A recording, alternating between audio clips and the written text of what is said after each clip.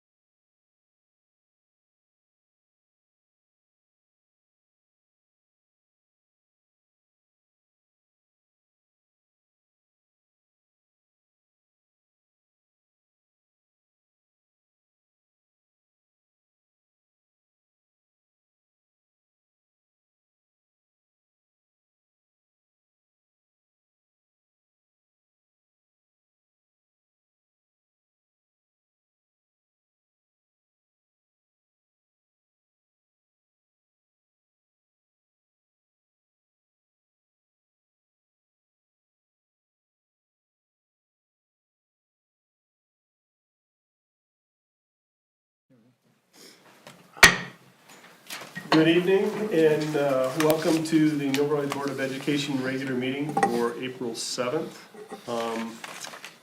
If you would all please rise and join us in the Pledge of Allegiance. I pledge allegiance to the flag of the United States of America and to the republic for which it stands, one nation, under God, indivisible, with liberty and justice for all. Thank you. On our agenda, we have approval of the agenda. We have a motion. Ms. Murphy? I can move to approve the agenda as presented. I'll support. It's moved by Mrs. Murphy, supported by Mrs. Roney. All in favor? Aye. All opposed? Motion passes. Next item is a report to the board. Dr. Matthews. Thank you, Mr. Cook. This evening, we're excited to be able to come before the board and present some information on our iReady assessment. On September 9th, 2021, the Office of Academics presented a report on the district assessment of K-6 students using iReady. Students are assessed in our district 3 times over the course, or were assessed in our district 3 times over the course of the 2020-21 school year, fall, winter, and spring. Tonight, the superintendent and the assistant superintendent of academics will review the latest data with the board. And we also have with us Darby Hoppenstadt, who has been instrumental in the use of iReady data throughout the district as well. Dr. Weber. Thank you.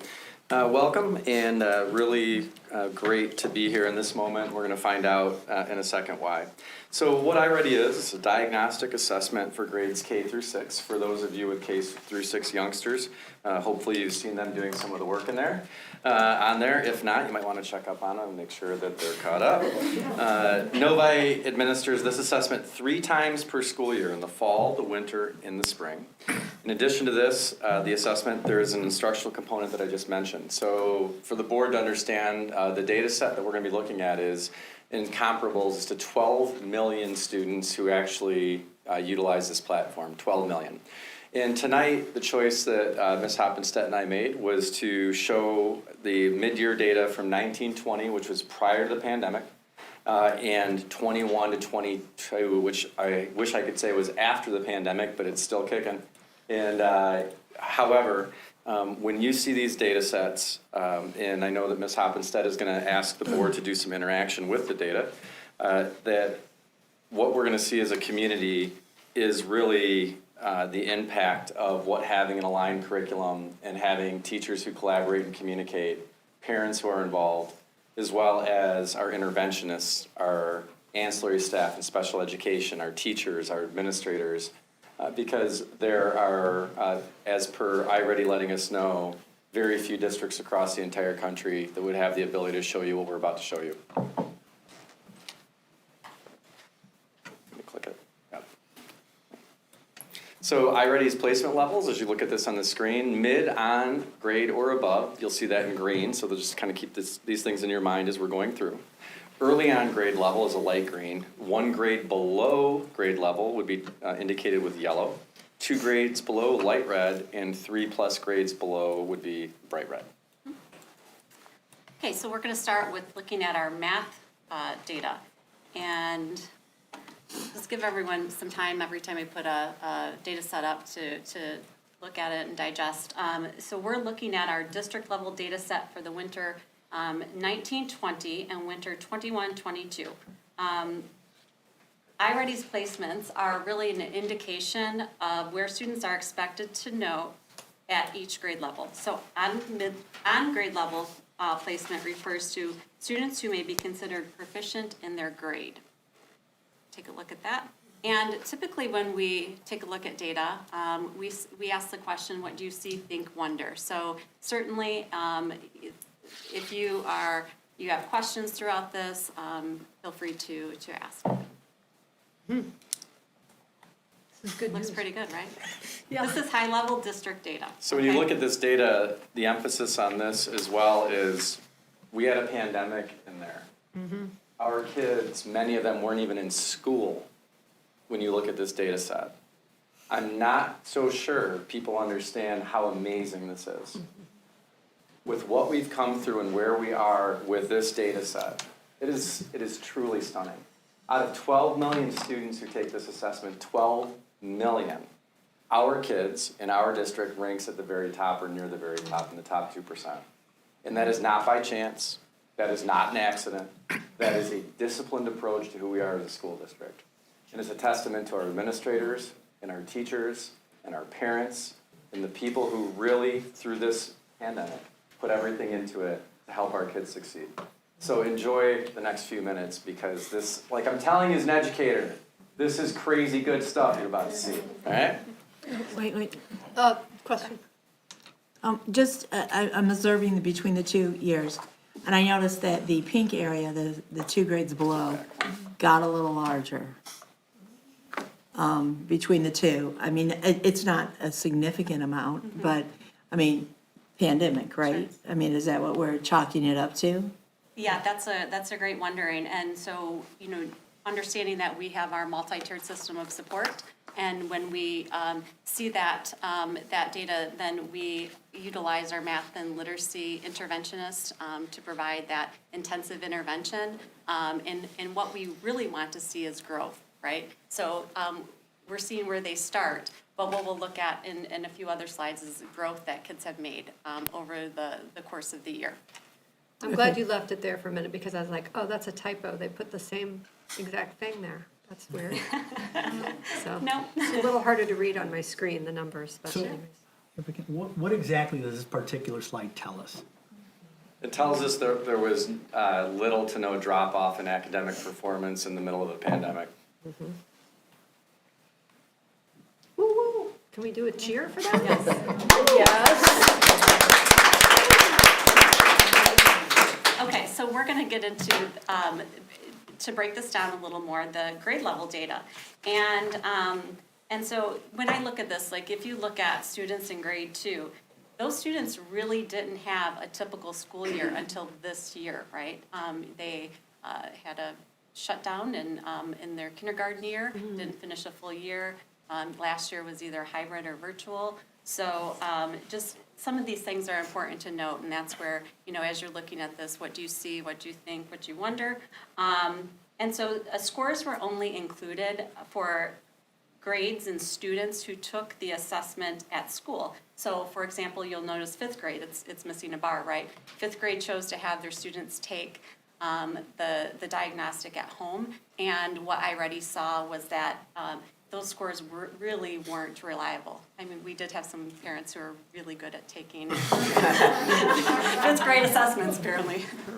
Wow. These aren't grouped by cohort, right? These are, Yeah. so when we're looking at, No. They're not. okay, so they're not. So the 1920 kindergarten kids Right. Second. become the 21-22 second grade kids. Got it, okay. Good question. Okay, wait a minute. Oh, So, now you lost her. yeah, so if I'm looking at kindergarten, 1920, and I see that first thing, if I compare that to 2021 in first grade, And 21-22. that is really fantastic. We just applauded. I know, I want to do it again. No, go ahead, I'm sorry. Sorry to interrupt, but yeah, so, In this presentation, you feel free to make us talk about stuff like that. That's fantastic. Okay. Any additional questions about this slide? Next is 6th grade. So 6th grade was broken out. And you can take a moment and digest that. So one thing, again, we started with mathematics. We're going to go into reading. As you start to get your head around this and how this is going to work, understand a data set of 12 million. Understand that in our community school district, 33% of our students who take these assessments, English is their second language, which will make the reading data, I think, even more worthy. Maybe we'll get up and do a cheer or something. I don't know. We'll see. Dr. Weber, I think it's also important to emphasize that this is mid-year data as well. So when we see, for example, on this slide, 18% are one grade below, they still have, they took this assessment in January. Correct. Correct, and so they still have from January to June to continue to make progress. Absolutely. and I'm sorry, to your point, that's when this data is real-time data used then by our MTSS people, teachers, so forth, to see what they need to do between January and, Correct. okay, thank you. And that's the reason why we choose to give it 3 times, as Dr. Matthews said, this is winter data, so you ostensibly have another half of a year to go. So again, when you see those numbers on the pieces on the grade level below perhaps, that will change significantly by the end of the year as well, to the positive. So this is more of the granular data, and for math, iReady has 4 domains, which is numbers and operations, algebra and algebraic thinking, measurement and data, and geometry. And so for each grade level, you can see, how that's broken down. I think it's really important to look at the district and national columns, and so you can see that as we would expect, Novi is significantly outperforming compared to the national data. You know, a point of pride when we look at this data, and one thing that our team, when we look at data, key on, we wanted to give you in the room the chance to see this from a broader perspective. But one thing that's important that we do with our team is we really look at like districts as well, rather than perhaps looking at districts of high poverty or high need, things of that nature. And in those aspects, we are also right there. Well, fourth and fifth graders. And so this quadrant chart is important to look at. You know, this is winter 1920, and what we want to see is high performance, high growth from our kids. And so I'm going to have you briefly look at this, and you can see where grade levels are. And then I'm going to flip to the winter 21-22 data.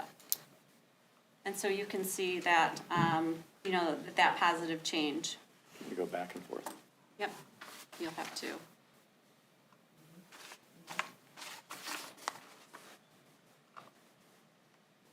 Just let me know that. I'm going to go to the next one.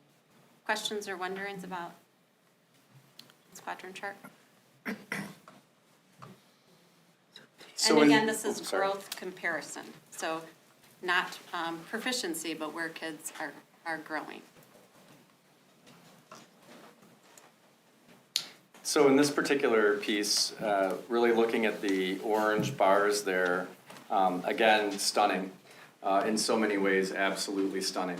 If you looked at this data set and didn't tell anybody that we had suffered a global pandemic in which people couldn't leave their homes, in which teachers were learning to teach in a brand new way, using technology and devices, that students weren't able to be in school in many ways, I think it would shock people to look at this data set and see that, to see and to feel that in this particular data set, this is what occurred.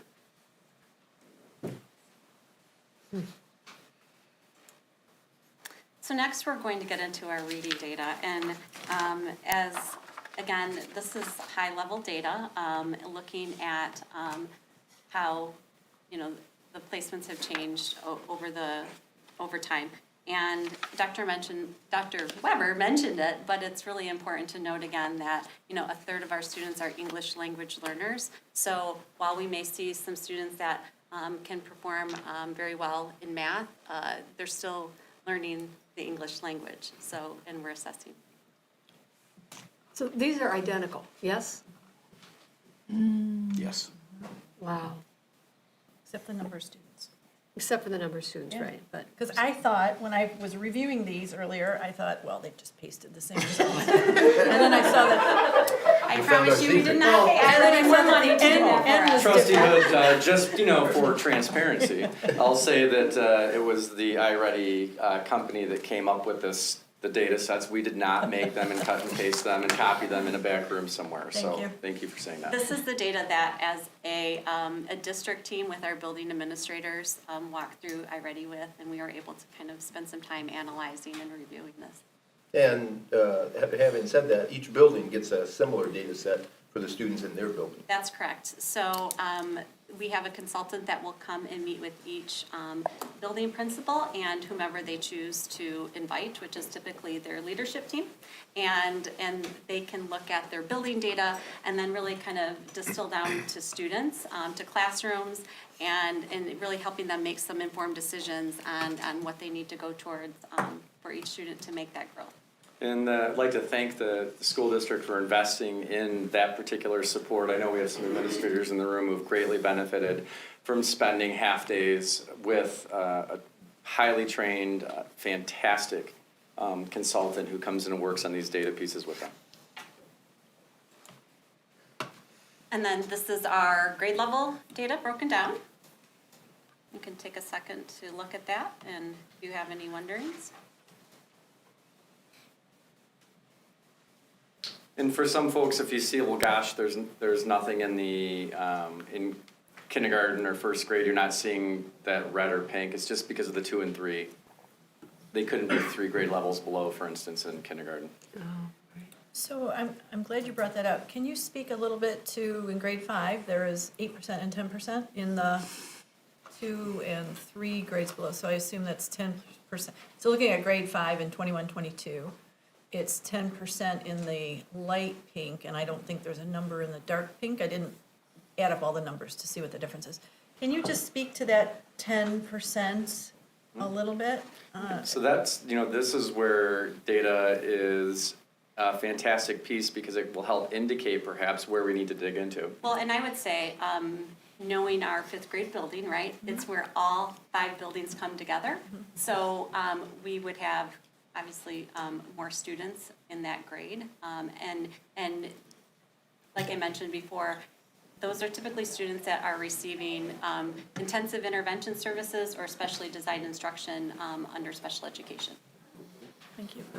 And I think it's also important to note, as you think of the cognitive and academic demands for increase as students move up in the grade levels. And so, especially with our population, a bit of that may be related to some of those demands as well. Yeah. Thank you, that's a good wondering. Okay. And this is 6th grade. What? Wow. There's some Meadows people in the house here. But also, this is what talks about being a district of schools, between the difference between that and a school district. And this notion that because of the hard work that our teachers have done and our administrators have done to provide a high-quality experience from a K-4 standpoint, obviously the folks at Meadows benefit greatly from that in 5 and 6, and it allows you to go even further in this, so thank you. Great. So again, this is a more granular data, but the 6 domains for reading are phonological awareness, high-frequency words, phonics, vocabulary, comprehension literature, comprehension informational text. So a few more domains for reading. And again, focus on the district versus national, and you can see. And then, you will see that there's some columns that is missing data. That's because kids test out. They test out of phonological awareness, high-frequency words, and phonics. Those are really emphasized in the early grades, Early grades. kindergarten, 1st and 2nd, as opposed to continuing over into 3rd, 4th, and 5th. We test all of our students, right? We only test the smart ones. It was not a leading question. We test all of our students. Okay, well, because that makes me think, I'm sorry, Bobby, from comparing to national, my next question was, do we know how the testing is nationally? Do the districts or the schools that participate in iReady, they use it, and we're drawing a comparison, can we be assured that they're also testing all of their students? Well, I don't know that we can be 100% assured, because if you remember, when we brought iReady to Novi, and really replaced it from NWA, we started with a small group. We started with kids that were receiving intervention services and students with IEPs, and we did that intentionally. We needed a data set that provided more information, really drilled down to skills and kind of like where their strengths are and what do they need. So we started with a small cohort, and I already grew organically. Once classroom teachers saw that we were utilizing it and what it could do, the reporting mechanism, like they were, asking, can we get this? And then so we've grown it over time. So I can't say for certain that, every school district is using it. I know another district in Oakland County really only uses it for students with IEP. Thank you. And again, here's our quadrant chart. 6th grade is up there. Probably can't see it because it's so high on this chart. So this would be 1920, and I'm going to flip to. Wait, 6th grade got better?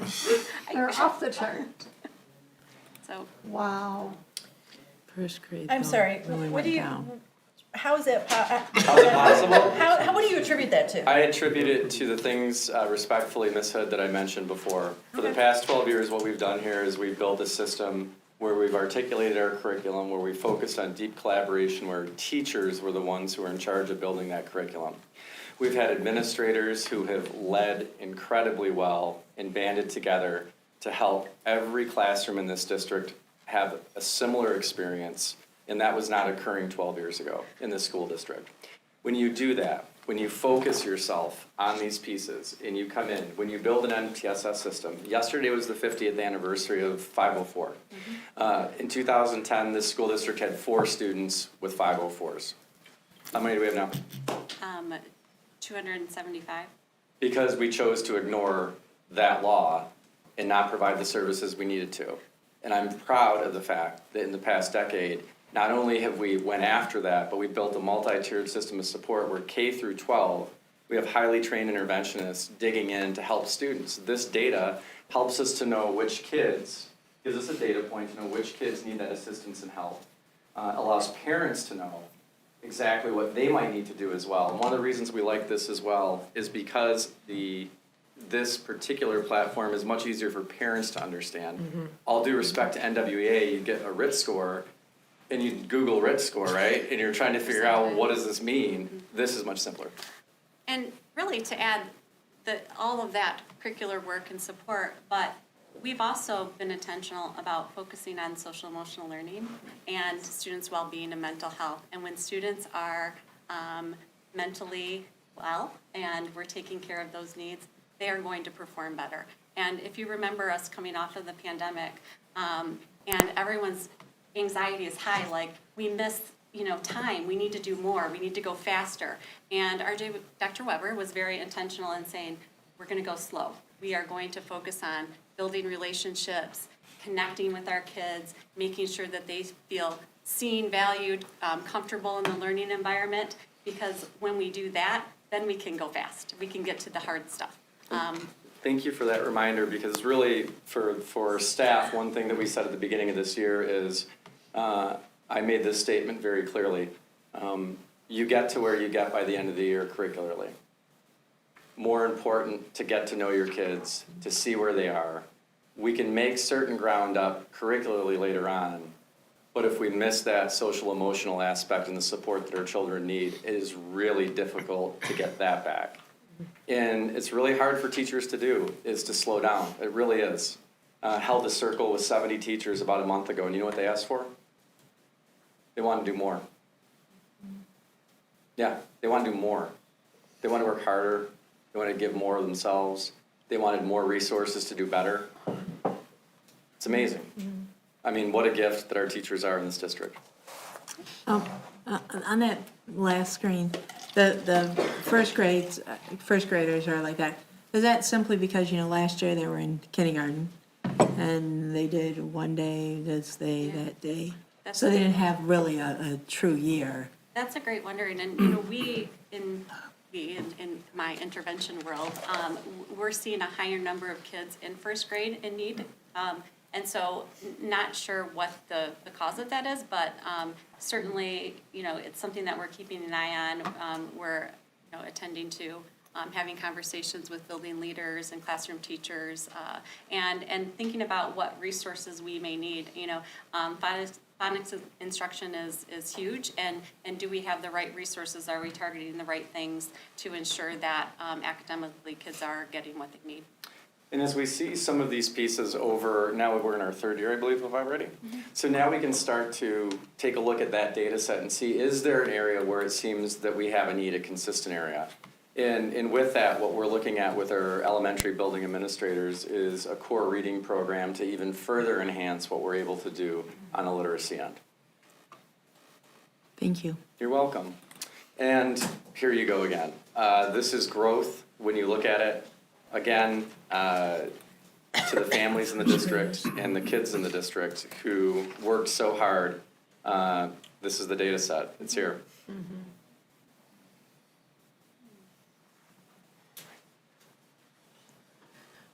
We good to move on? It's important to mention that iReady is just one tool that we use. It's a fantastic tool. I see it as a parent. It has an instructional component to it, but we're also making decisions especially when we're making decisions, if students are struggling academically and we're trying to figure out what is it that they need, we're looking at multiple data points and having problem-solving meetings, coming together with our multidisciplinary teams to really focus on. And if we have a mismatch between what iReady is telling us and what other data sets, then we kind of come together and have those conversations. So I just wanted to point that out, that certainly iReady is a data point, but it's not the data point. And the Fontes and Pinnell Advantage Math Recovery, MyKIP goal number 1, we spoke about that in an earlier committee meeting. Writing pathways, so we have a consistent approach to writing. We've been doing that for a number of years, working on healthy unit assessments. Why is it important to look at healthy grading practices and so on? Because it's all about gathering great data. And of course, nothing replaces what a caring, loving teacher sees in the classroom with that student. But often, or sometimes, our gut can be wrong. So having a data set that you can look at and dig in and see, and for teachers, it can also be very affirming when they see that data and say, I wasn't wrong. Like, I can see where that gap is, and that's there. So having these different streams of assessment help us to make good decisions for each student in our care. And again, I'd be remiss to not speak about our special education, our intervention, the social emotional aspect that you brought up as well, Ms. Hoppenstedt. These are all parts of the puzzle.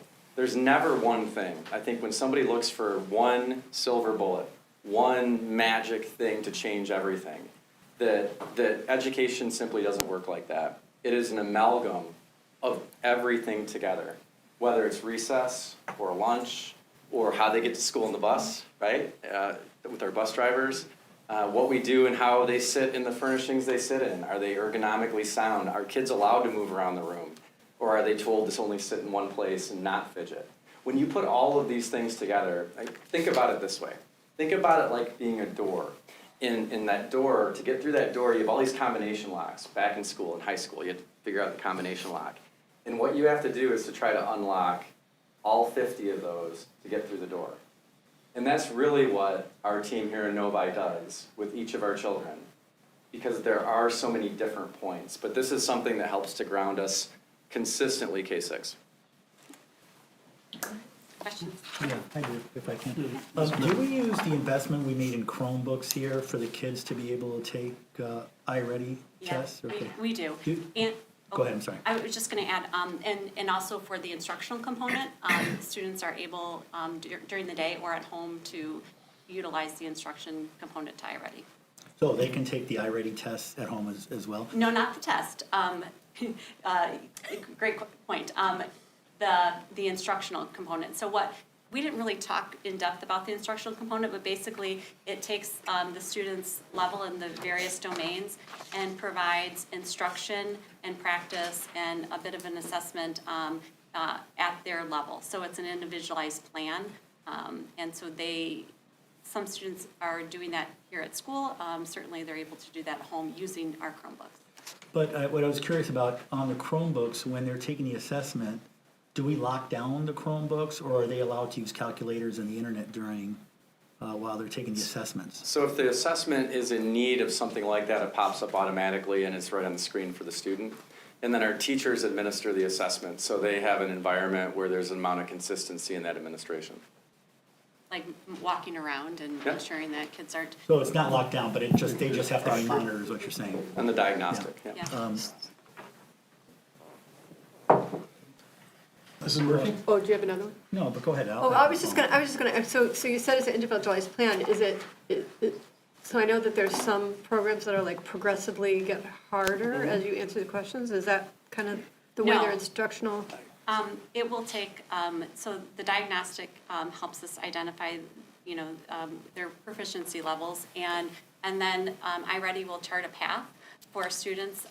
So if, let's say, the area of geometry is an area of need, it will provide me some lessons. And so if I'm a student and that's my path and I'm doing lessons on those standards, so the lessons are based on grade level standards. And, I could be working, if I'm a fourth grader, at a third grade standard, while Dr. Weber fourth grader may be working on a sixth grade standard. Okay. I think it should be the other way Yeah, around. it'd be the other way around. But that's kind of, it's very individualized. Okay. But to your point, Trustee Murphy, the diagnostic does increase in that difficulty, but it's the really neat thing is when the diagnostic hits and gives us that information, the computer then, the program, gives the students the lessons that fit them perfectly. And as they show progression in those by passing them, amount of time it takes and so on, it will continue to do that. So for parents out there, if you take a look at your student on the homework aspect of it, you'll see, you know, where they're slotting in those pieces, and if you want to do some additional work. So we have parents who are deeply invested, and one of the joys of this platform is being able to sit down with some of these parents and show them, like, let's say dad or mom has a real proclivity towards math and they want to help their son or daughter even more. The parent can actually use the data from iReady to inform the things that they may want to do with their son or daughter. Wow. And that's super empowering for such a highly educated group of parents that we have here in Novi. Yeah. They can really dig into that and use it. So it's another benefit. And really, the more we use this platform, the more we're going to be able to educate parents about it. Our teachers want more training. They want, because they are really loving it, right? Great, thank you. You're welcome. And I did have another one. Sure. With regards to the actual assessments, do the teachers actually get to see the questions and the answers and thus get actionable data where they can find how they can help students that are struggling in some areas? I don't know that they get all the questions. No, but they get the data, and then the reporting mechanism allows them to see, kind of break their class into, you know, kids that are in need in certain domains. So, you know, and they can assign lessons as well. So There's also a mini assessment piece of it there's where a growth monitoring assessment. It's a shorter assessment that takes about 15 to 20 minutes, so we can do checks along the way, because, you know, the 3 times a year is great and we get awesome data from that, but there may be kids that we really are needing to progress monitor growth, and so we have a growth monitoring component to this, so we can get those quicker checks on how they're progressing. And perhaps at a work study, what we could do is do a little diagnostic for all the board members, and then it could kick the stuff to you, and you can get a feeling of how it works. Just the smart ones. No, I'm not gonna, just like students, we're not gonna share your data with other people. It's FERPA, All right. we wouldn't do that. Just out of curiosity, so with the M-STEP and iReady, how many total assessments are we doing for kids in a typical school year? So we do 3 assessments for iReady, and then MSTEP, we have math and ELA. Yep. And then in certain grades, we'll have social Social studies and studies and science. science, right. And then PSATs Correct. starting in the 8th grade. 8th grade. Really great news, you guys. Thank you. Thank you. It had to be fun to present some really great fun to news, see. yeah. It's good to see, So, right? Really You good know, to see. sometimes that journey, you don't get to see the benefit of all of the hard work until much later in this, and this is really one of those moments. So again, thank you to everyone who participated in making this happen. Yeah. I hope That's that's nice. encouraging for our staff who've really been working really hard and certainly have had, you know, some bumps along the road in the last few years. So to see that the outcome of all the work that they're doing is that's got to be encouraging. I know it's encouraging for us, and yeah, thank you. Thanks for the good And news. thank you for indulging me with my questions. Of course. Of course. Thank you. Thanks. Thank you.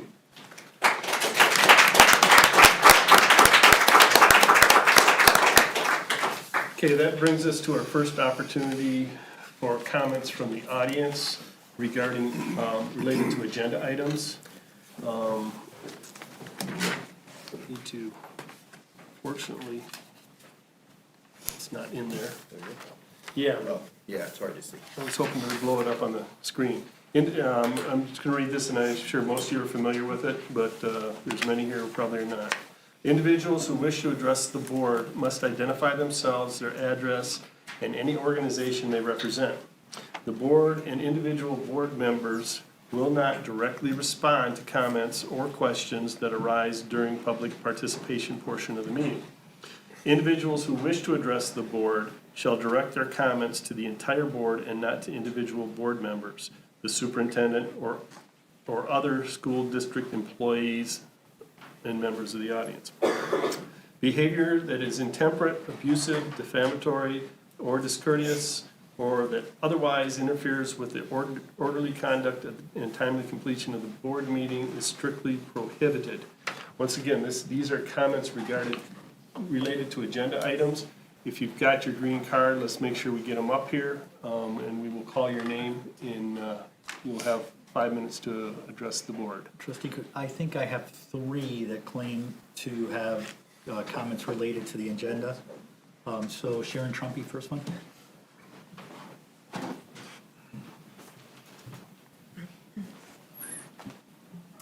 My name is Sharon Trumpy. My comment is about agenda items. I would like to comment first on your personnel report and draw your attention to the fact that with the addition of tonight's resignations, retirements, and leaves, by my count, 79 staff have left NCST since July 2021.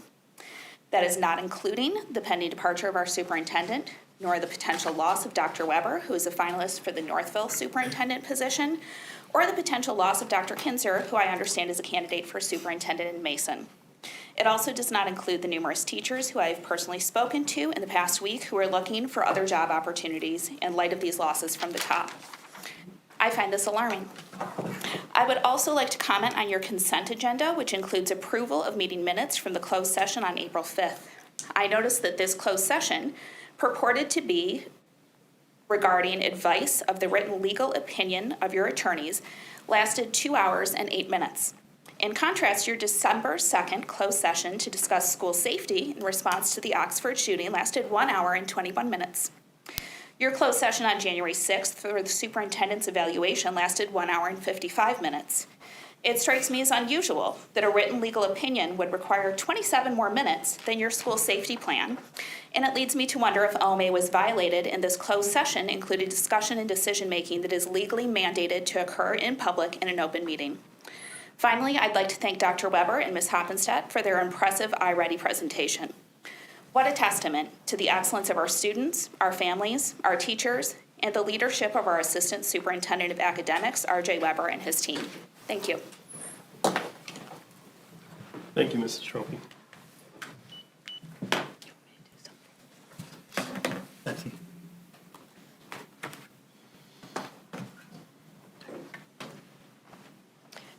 Good evening. My comment is regarding the agenda item approving last meeting's minutes. We have raised concerns via email that the closed session on April 5th was a violation of the Open Meetings Act. Closed session is only permitted under specific criteria and must be cited in the agenda for this meeting. I am mentioning this now as this is the agenda that the board will vote to approve momentarily.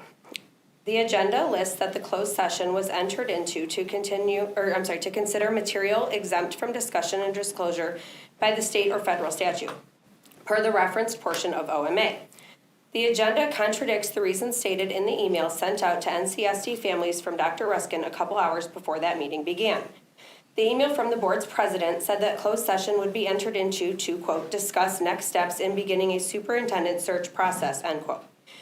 The reason that the board's president publicly provided is not a valid reason to have entered into the closed session as such has created concerns for members of this community. Furthermore, school boards are strictly prohibited from reaching decisions during closed session. This is because the school board's decisions are all required to be publicly discussed and voted on in order to provide community transparency and board accountability. Several members of this community, including myself, have been told that during this closed session, the board decided to not offer the position to an internal candidate outright and to instead set up a thorough search process. This raises further concern. A decision not to act is still a decision. I do appreciate your attorney's swift response to our email, and I appreciated that they explained that the reason for the closed session was, in fact, to review written legal communication that had been provided by your attorney. This would be a valid legal reason to have entered into closed session. However, I remain concerned that the board's president has provided faulty information to the community and has failed to correct that notion. During the closed session, the board would be strictly limited to discussing only the legal opinion provided by your attorney. Considering that the length of this closed session meeting was 2 hours and 8 minutes, it is reasonable to wonder if this discussion was in fact limited to the legal memo as required by law. Additionally, members of this community have reported hearing shouting from the closed session in the lobby of this building. Is it customary for the board to scream at each other over legal advice? Raised voices would be more indicative of deliberation and decision making than to simply ask an attorney to explain what their written opinion would mean. I would appreciate the attention required to the minutes that you will be approving tonight. Additionally, an amendment to the current agenda should be made to include a summary of the closed door meeting and a discussion and a public vote as owed to our community. Thank you. Oh, also, on a side note, excellent iReady results, very fantastic. And I also did note that the grade Dr. Weber's child is in happens to be the one that had the most growth, and I'm not entirely sure it's not rigged.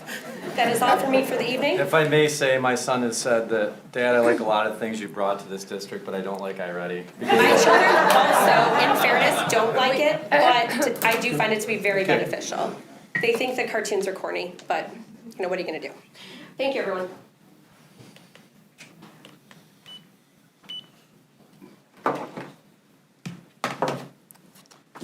Amy Krunken? I'm gonna do mine at the end. Okay. Just put me on the first one. Then we're all set then. Okay. Thank you very much for your comments, and we always appreciate hearing from the public. Next agenda item is our consent agenda. The consent items are included in the consent items are those that have previously been considered by the board in committee or at prior meetings, or of such routine nature that discussion is not required. Board members may request that items be removed from the consent items for further discussion, in addition, if additional information is needed or available. Today's consent items are approval of minutes, the regular meeting minutes of March 17th, 2022, special meeting of March 5, 2022, closed session of March 5, 2022, approval of bills for April 5th, 2022, special meeting, and closed session April 5th, 2022. Thank you, Mrs. Murphy. Approval of bills and approval of field trips, volleyball tournament in Grand Haven, and first robotic world championship. And I have a motion. Mrs. Murphy? I will move that the Novi Community School District Board of Education approve the consent items as presented. Support. Moved by Mrs. Murphy, supported by Mr. Mena. Is it all in favor? Aye. All opposed? Passes 5-0. Passes 5-0. Thank you. Next item on our agenda is action items, personnel report A. Dr. Matthews. Thank you, Mr. Cook, and I will turn to Dr. Kinzer. Thank you, Dr. Matthews. Before I present this report, I would like to just make you all aware that this is a robust report, and it's largely because it is our first opportunity to present a personnel report after March 15th. March 15th is significant in the NEA contract. It is the date where teachers need to let us know that they would like a leave of absence for the following year. They would like to return from a leave of absence, or it is a date where we ask those intending to retire to notify us. So typically, the report immediately following that March 15th date is robust. So I'll start with resignations and retirements. Emily Ferrari, special education teacher at Novi Middle School. Caitlin Gray, English, language arts, and theater teacher at Novi Middle School. Justin Haas, third grade teacher at Village Oaks. Rhonda Hoffman, fourth grade teacher at Novi Virtual. Marianne King, special education teacher at Orchard Hills. Charlotte Kuhlman, special education teacher at ECEC. Katrina Milliken, student support specialist at Novi High School. Danielle Mims, second grade teacher at Novi Woods. Haiti Orr, social worker at Novi Meadows. And now leaves of absence.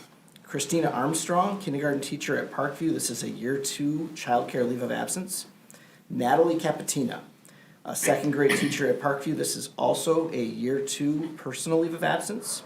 Seth Furlow, science teacher at Novi High School, a second association leave of absence. Kathleen Miss, math interventionist at Novi Woods, a year 2 childcare leave of absence. And Lana Zabrowski, math teacher at Novi Meadows, a year 2 personal leave of absence. Thank you, Dr. Kinzer. Can I have a motion? Yeah, I move that we adopt personnel report A as presented. Support. Moved by Mr. Mena, supported by Mrs. Murphy.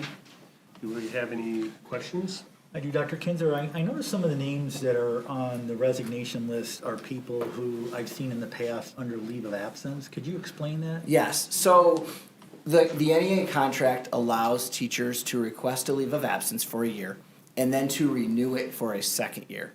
At the conclusion of that second year, those teachers have to either indicate their desire to return or if not, then to resign. So a number of these resignations are teachers that have been on leaves of absences for 2 years, and contractually that option is no longer available to them. So if you are a teacher and want to take a leave of absence, or you're going to leave for childcare and maybe considering, being full-time childcare, you can still continue to do the leave of absence and kind of give yourself time to really make that long-term decision, right? So a leave of absence, is typically for a year. Childcare leaves of absences are in most cases. So if a teacher decides that she would like a childcare leave of absence for a school year, starts in that September, carries it out through the year, then by March 15th of that school year can request an extension for the second year.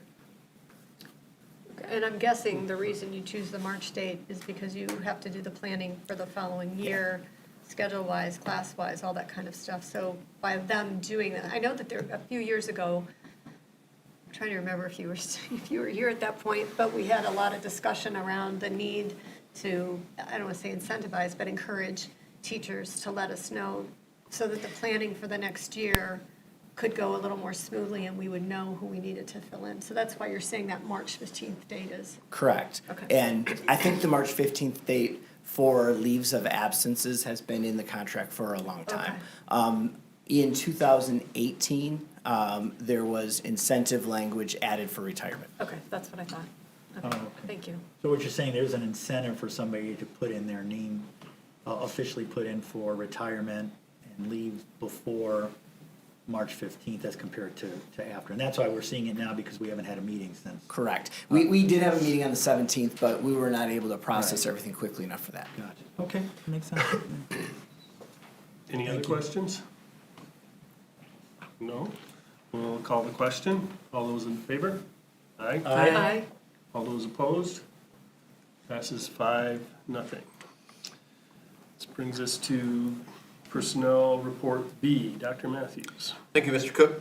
This, I will turn over to Dr. Kinzer in a minute, but this is really a position that is being created to help us with the security in the district, and it's been in the planning for a number of months, and it really is a position that ultimately will report to Dr. Kinzer, and so that's why he's going to present it to you. Dr. Kinzer.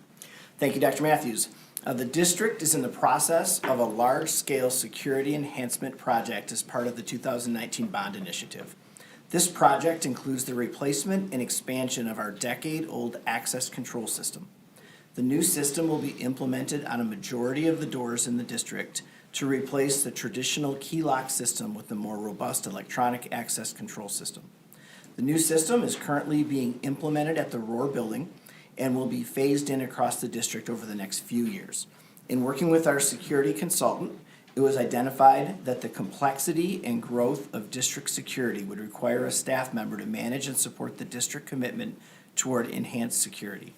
The Security Systems Coordinator position was designed to manage the implementation and maintenance of current and future systems. Systems include access control, visitor management, video surveillance, state and federal security preparation compliance, and documentation for all systems.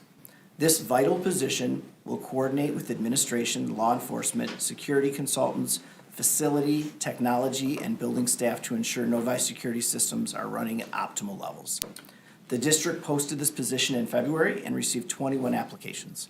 A team of district and Oakland Schools administrators, led by me, interviewed the top 3 candidates. One of these candidates was invited back for a second interview. After that conversation, the position was offered to Mr. Larry Masolia. Mr. Masolia worked as a computer support specialist and later a technical support specialist in the Farmington Public Schools. He worked in Farmington for 23 years. For the past 2 years, he has worked as a senior technical support specialist for Oakland Schools, serving the Southfield Public Schools. Mr. Masolia demonstrated a strong understanding of technical and security systems and possesses outstanding interpersonal skills. His references spoke of his ability to problem solve and to work effectively with all members of the school community. It's our recommendation that the board approve Mr. Larry Masolia as the Novi Community School District's first security systems coordinator. Have a motion? Mrs. Hood?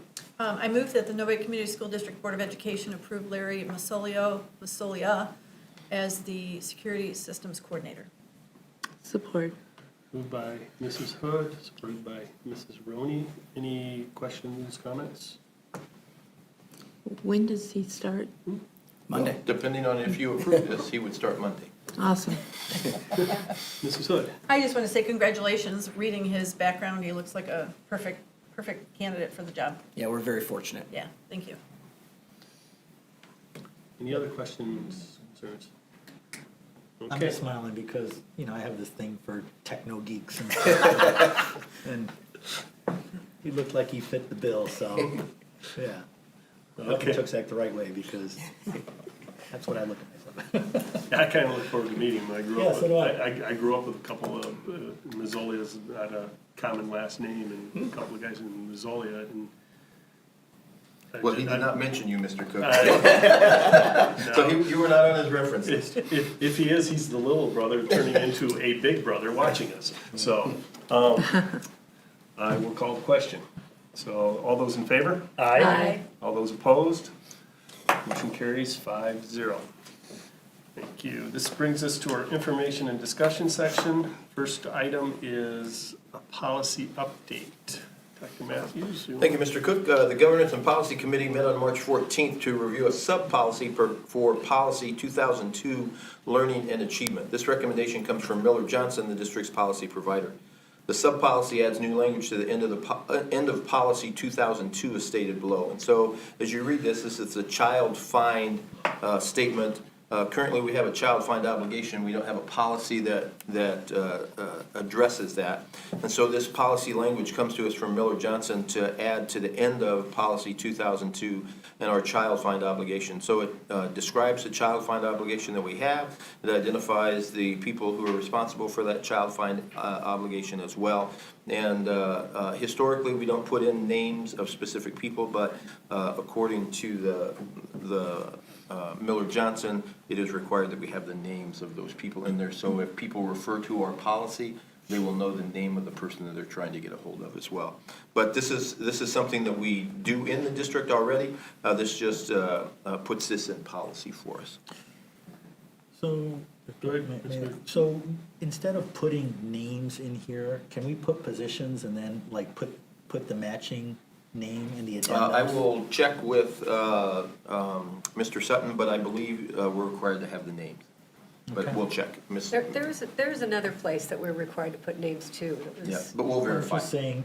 I'm just saying that instead of, I mean, there could be Correct. 5 or 6 policies with those names in, and every time we have a position change, we'd have to change 5 policies. Correct. Yep, I understand the concern, and that's why we historically have not put names in, but I believe that we're required to put the Okay. names in. Miss Holly is nodding her head in the back, and so that's what I believe is we have to do. Trying to save time.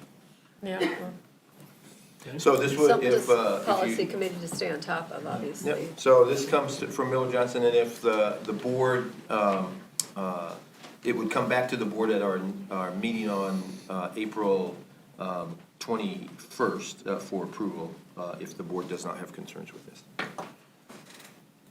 Okay. Okay, any other questions, concerns? Okay, that brings us to our second item, in the EnviroClean contract. Dr. Matthews. Thank you, Mr. Cook. EnviroClean is a family-owned business headquartered in Holland, Michigan, and has been in business since 1975. And EnviroClean employs over 1,400 cleaning staff and clean over 35 million square feet of commercial facilities daily. EnviroClean started partnering with the district to clean our facilities in the summer of 2013. They currently clean 1.55 million square feet of office and building space in our district. The scope of service was increased with the addition of the Rohr Center, additional spaces as a result of renovation, and Novi Meadows once it will be completed. EnviroClean's performance has improved, and they have responded to labor issues by increasing their starting wage to $15 an hour. Their current 3-year contract expires on June 30th, 2022. The business office has been working to finalize a contract extension to retain the services of EnviroClean while also developing a strategy to address and improve performance. The district will continue to contribute towards their health care and be responsible for consumables. The business office recommends renewing the EnviroClean contract for the 22-23 school year after negotiating acceptable financial terms. The recommendation for custodial services is presented tonight for information and discussion and awarding the contract at the April 21st board meeting. As you know, cleaning has been a concern over the last several years. Some of it was precipitated by a reduction in their staff, especially during the pandemic, when staff, we didn't need as many staff to clean our buildings, and some of the staff went on unemployment and benefits increased in unemployment. And so we have had some challenges over the past couple of years. We believe we have good supervisors in place at this point. Mr. McIntyre works closely with EnviroClean. Our building principals work closely with EnviroClean. And so we continue to focus on making sure that they can do the job and continue to improve doing the job. But I don't know if Mr. McIntyre has additional comments that he would like to make tonight as well. Yeah, I've consulted with Mike Dragoo, the Director of Facilities, and we have meetings with EnviroClean's top brass. And we monitor what we call the monthly report cards that we get from the building administrators every month, and we look for improvement. So some of the buildings are showing some improvement. Some of the buildings have already been great to begin with. And so we believe that they have made a great attempt to try and staff. Before we were at 61% field rate, now we're over a 90% field rate. And so we're not only looking to bring people in to increase that field rate, we want to retain those people over time, because as you train people and they go away and you bring new people in, then you can see a drop off in performance. So we're trying to avoid that. So they have an incentive program in. As Dr. Matthews just mentioned, they did raise their starting wage up to $15 an hour now. And so these are the types of things that they've been doing to address those labor shortages and labor issues. Any questions? Mrs. Hood, I'm sorry. Yeah, thank you. No, You're up on- I knew you'd get here. I just had kind of a comment. I did my rudimentary math on this, just given the statistics, and I think I did this last time we renewed the contract. So the EnviroClean has 1,400 cleaning staff, and they say they clean 35 million square feet. And that works out to about 25,000 square feet per staff member. And Novi Community Schools is about 1.5 million square feet from your data, which is about 60, we should expect about 62 people. So Mr. McIntyre advised me that, so I asked Mr. McIntyre, how many, on a general basis, how many people do we have assigned to Novi Schools? And he said 52, which sounds adequate to me, given we've got a lot of big wide spaces, not all, what would be equated to office space. So I feel good, I feel better this time than I did last time about the number of people we have working, and so it, and I haven't heard complaints lately, so it seems like we are on a good trajectory with EnviroClean, so thank you. You know, I would like to say that Mr. McIntyre and Mr. Dragoo have both worked very hard with the EnviroClean supervisors and staff to help them understand how important having clean buildings is in our district. You may not have heard complaints lately, but there are still concerns that we have, and Mr. McIntyre continues to address those. And so, it really is important this decision to outsource custodial services was made before I got to the district. And originally, when I came to the district, we had another provider. We switched providers. This is an area in employment that continues to be challenging for not just our district, but for almost every district in the state of Michigan, especially if they have outsourced the work.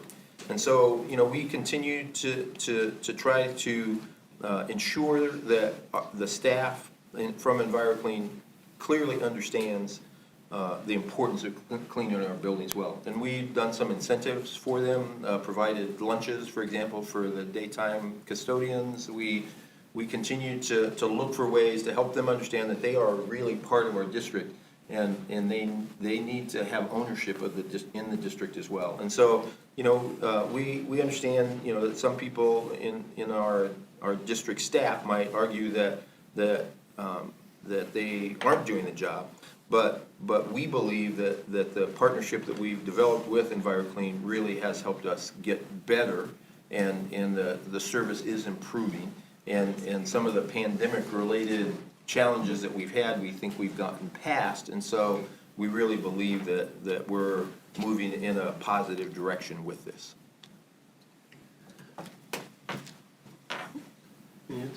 This is a one-year extension? Yes, that's the recommendation, yes. Okay. So, we can continue to see improvement, and if we Correct. don't, we can always go for RFP at that time? Correct. Yes. So I'm assuming, Mr. McIntyre, that given your talks and with Mr. Nagu and the EnviroClean team, that you're really confident going forward that we can continue to have that working relationship, that they will basically do. Yes, we are. We think the management is doing a great job, but, sometimes other districts, they come along and they steal from us, and so we've raised starting wages to be competitive. We spend more than $3,000 on lunches for them as well, and we have an incentive program, so an attendance incentive program, and so that's worked out really well for us as well. Okay, We want to fantastic. continue those things in the new contract. Sounds like some clever ways to incentivize and hopefully encourage Yes. staff, so thank you.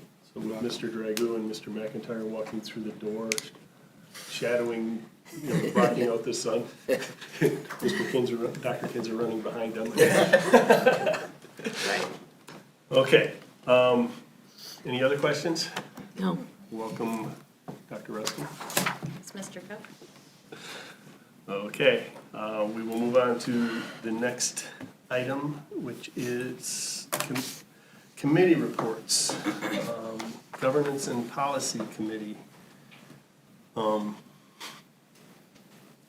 Guess that's you. The chair is not here. It kind of catches me off guard. I forgot Tom wasn't going to be here. I could give a summary, a brief summary. Yeah, if you would. Yep, because I normally would have my notes. up there. We addressed a social media policy that the board members took great care to kind of work through. Then we began to address also,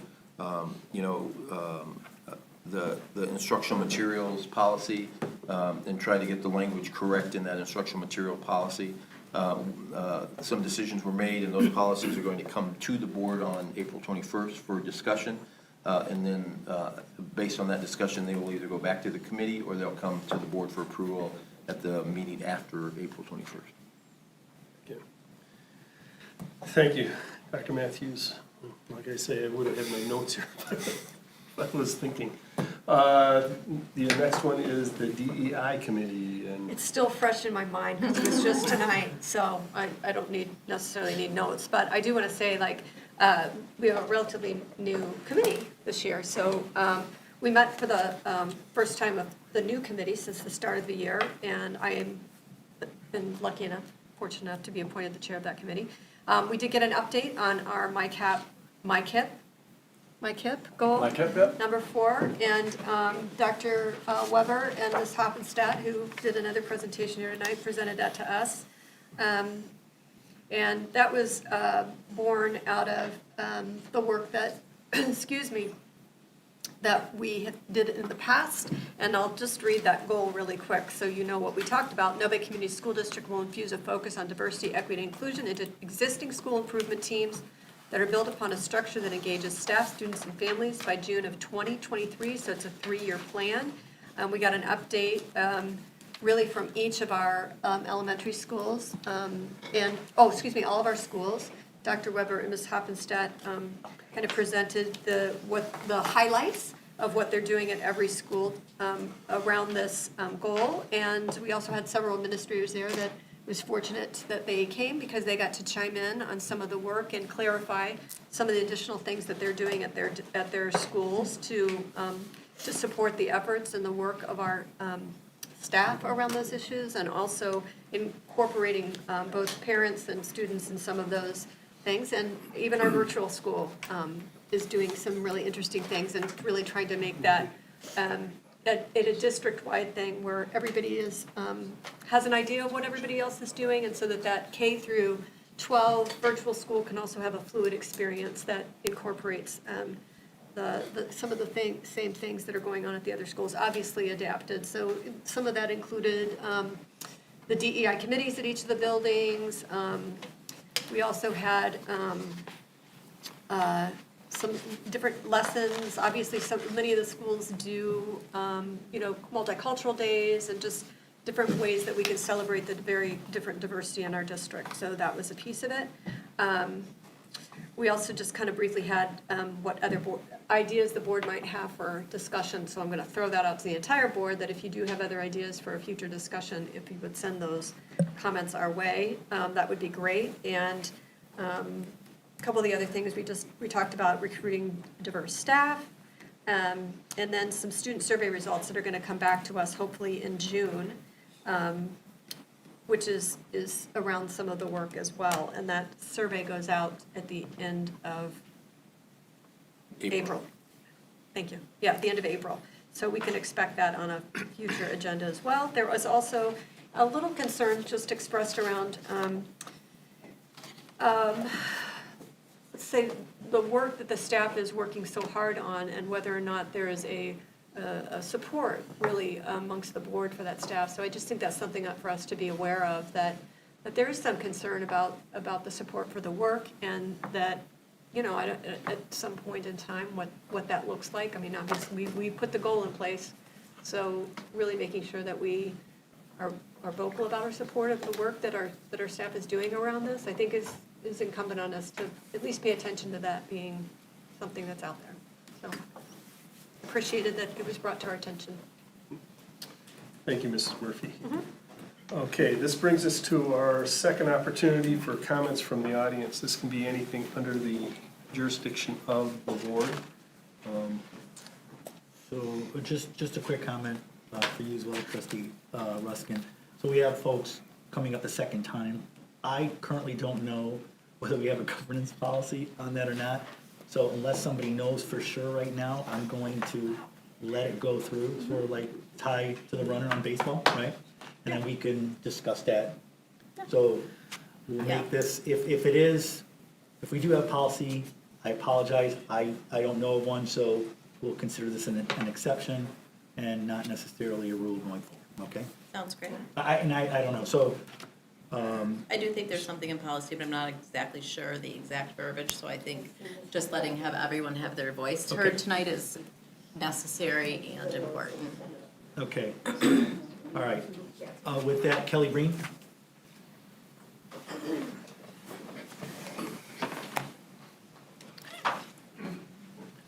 Thank you, Kelly Breen, mother of two, here in Novi. I want to thank those of you on the board, Dr. Weber, Darby, all the administrators and staff for working so hard to help keep our kids safe and healthy and to keep them educated. Obviously, I think those iReady results speak for themselves. I mean, it is absolutely amazing what has been accomplished here in Novi. You have a very daunting task ahead of you, and I know that you are receiving pressure from all sides. I am not at all envious of your position. Dr. Matthews, thank you. I know that you will be here through July. We are very grateful.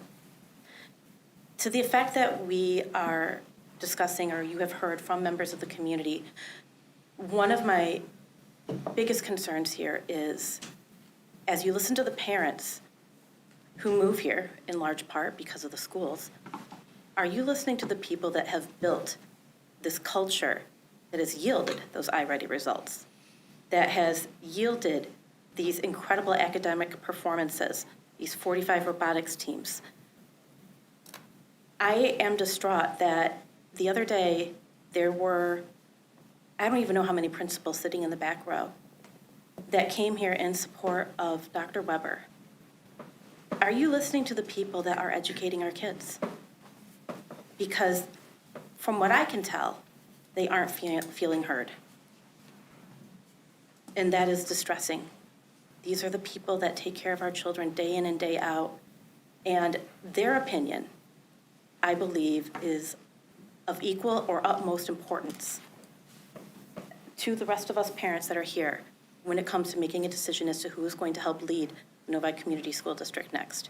So I am begging you and imploring you, please listen to the people that are taking care of our children and weigh that heavily in your decision before, if you have not already made one, and I hope you have not, to whether or not you think that Dr. Weber should be our next superintendent. Thank you. Thank you, Mrs. Reed. Betsy, Can I go in a few? I'm not sure. what's that? Can I go in a couple minutes? Is that fine? Be fair. Put me here then. Okay, I'll go now. That's fine. It's fine. I just been fighting a cold. I'm a little tired. Okay, good evening, everybody. And in light of the question about whether or Can you not please public- identify yourself on Oh. the camera for everybody? Thank you. Pardon me, I felt like I had already done that. Betsy Bodwine, I am a parent of 3 in Novi. And I also went to school here, which most of you have heard me say before, and have lived here most of my life. This is my home, this is my community. This school is the reason that my children live here. I believe it was said at a previous meeting that I've never heard anyone say they moved to Novi for the sidewalk. So I am thankful to all of you for the culture that has been built here. And like so many, I'm asking you to do what you can to retain it. I know that's a big job, and I know that we have to be considerate of policies and procedures and all of those things.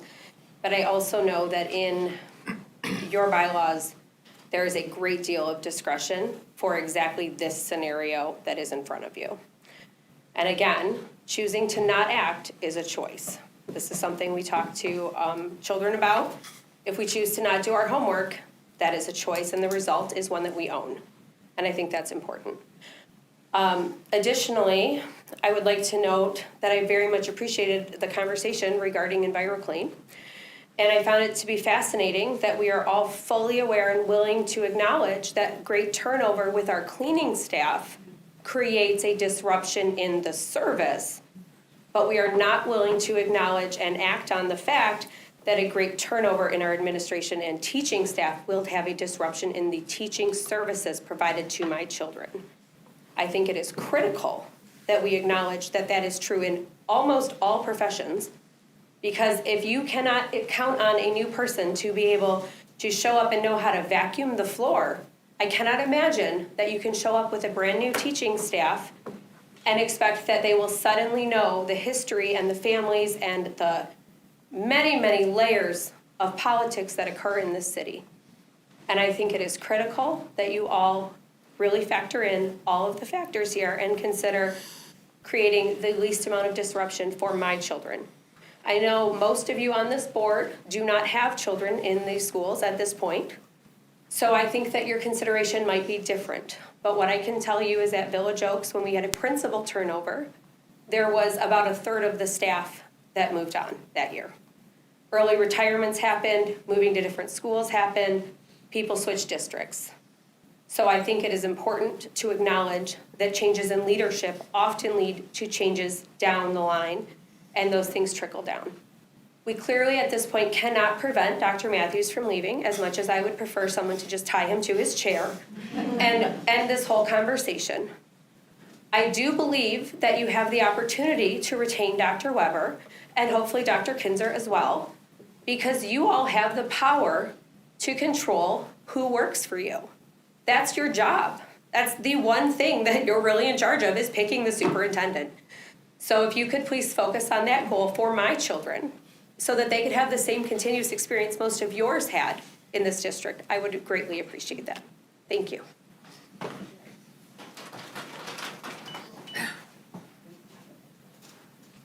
Sharon Trumpy? Oh, yes, I'm so sorry. Hold on one moment. Here you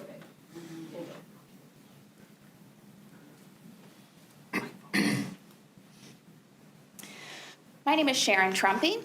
I'd first like to mention that I have been to probably every board meeting that has been held in the last 2 years, and there have been numerous times that I have seen people comment at both the first and the second opportunity, and this is the first time that I have ever heard that questioned, and I find it notable that that was done today for 2 specific community members when that has not been done before. I'd be happy to review the tapes and provide you with a list of dates and names of people who have commented in both the first and the second comment opportunity. I'd also like to mention that table talk and passing notes during an open meeting is an Open Meeting Act violation. Next, I'd like to read a statement sent to me. Many of your teachers are at conferences at this very moment, so this board meeting is not very convenient for them. Dear Board of Education, my name is Sarah David. I've been a teacher in Novi for 17 years.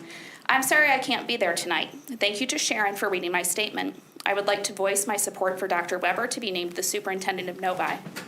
Dr. Weber has led and supported countless initiatives in our district that are best for our students. His compass rose is what is best for kids. This is evident in every decision he makes. Dr. Weber encourages growth and innovative thinking in his staff. Perhaps what I appreciate most about him is that he is a strong leader with vision, while at the same time welcoming creative and flexible thinking from his teachers as well.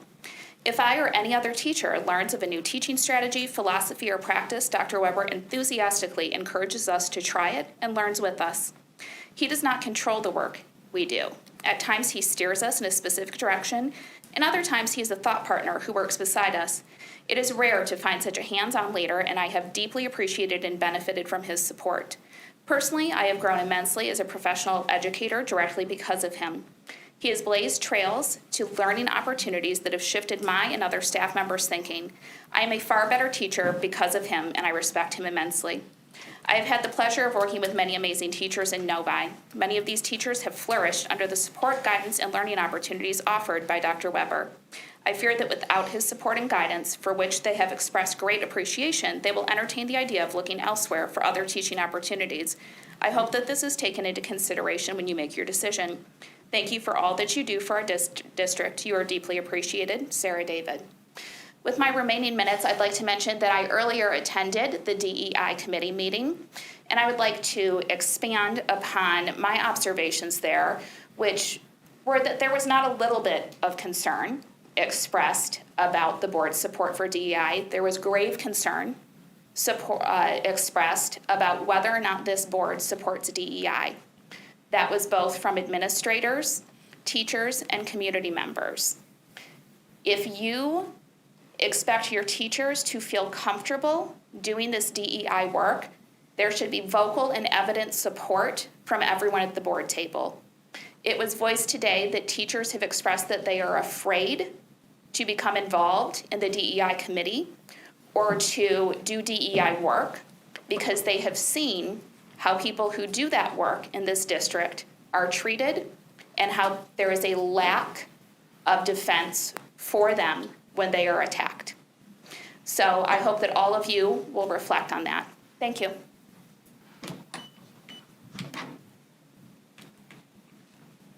Amy Krunken?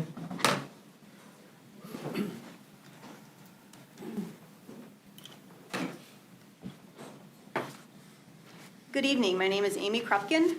I currently have a 5th grader and a freshman in the district. I'm very worried about losing our top leaders in a time where people are leaving education like rats, fleeing a sinking ship. As you know, there are massive shortages in support staff, and we're starting to see this affect teaching positions as well, which is indicated in the 9 resignations and retirements just this month. And I've looked back over the board reports, and it's quite worrisome that at least 55 teachers have chosen to resign during the school year, as opposed to 23 for the 2021 school year. As someone who's been in education for 20 years, this is unheard of, and it's just going to get worse. Adding the huge changes at the top to our district along with this, and it seems like we're in trouble, and none of you seem to be taking this seriously. Nationally, we're seeing a mass exodus of administrators and superintendents who are leaving education for the private sector. An article on edweek.org stated that 42% of principals and administrators are looking to leave education in the next 2 years. I am completely disappointed at which the board is conducting itself over the search for a new superintendent. Before now, I've always viewed our Board of Education as a body who would make the best decision for the direction of this district and do what's right for the kids. Even if I may not agree, I could see the rationale behind the decisions and respect them. It seems to me I was wrong. You are allowing petty politics and grudges to interfere with our children's education, and by doing so have broken the trust this community has put in your governing body. Our top leaders are known statewide in the education system, and when spoken about are nothing but respected in their field and sought after to help direct programs and policy. You look absolutely ridiculous not trying to keep them. In fact, when I've spoken about this debacle in other districts, people are baffled at the decisions this board is making. While the board is responsible for making the tough decisions, you're also responsible for doing what the majority of this community wants, and it is evident by the emails sent, the special meeting on Tuesday, and the turnout tonight that Dr. Weber has overwhelming support, and you are disregarding all of that to conduct a search for no other reason than to see what's out there and go through the process. In your board policies, there is no specific process put in place to replace a superintendent. It's left up to the body to determine the process, which gives you the leeway to move forward and appoint. You do not have to go through a search. You are choosing to, with the knowledge that your choice pushes Dr. Weber to Northville if he's chosen. I'm not sure why you believe that a slew of more qualified applicants will somehow materialize out of thin air, but you're delusional if you think you will get any more qualified than the leaders we already have. A simple look at the candidates that applied for the Rockford, Northville, and West Bloomfield superintendent search gives us an idea of the candidates that would apply to Novi. No offense to any of those applicants, but Dr. Matthews and Dr. Weber were by far the superior candidates in each search. We already have the best of the best in Novi. When you have Michael Jordan, you don't go look for other people. We have that here. We are losing one of our top leaders, and it is your decision that will put our district in jeopardy of losing another. The community will remember this in the future and hopefully take action to replace those of you that are working against what's best for our children. And I actually still have a minute left, and I would like to this is not part of my statement, but I work in South Lyon. Dr. Weber hired me way back when he was assistant principal. I worked under him as principal, and he used to say, laser-like focus. He had a laser-like focus on getting kids where they needed to be. And that's always been what he has done. He has always fought for what's best for kids. That's what you need to do, and that is what is best for the students in the district. Maybe not some of the people that come here and complain every board meeting that you seem to want to listen to, and you're not listening to the rest of the community. Thank you for your time. Thank you.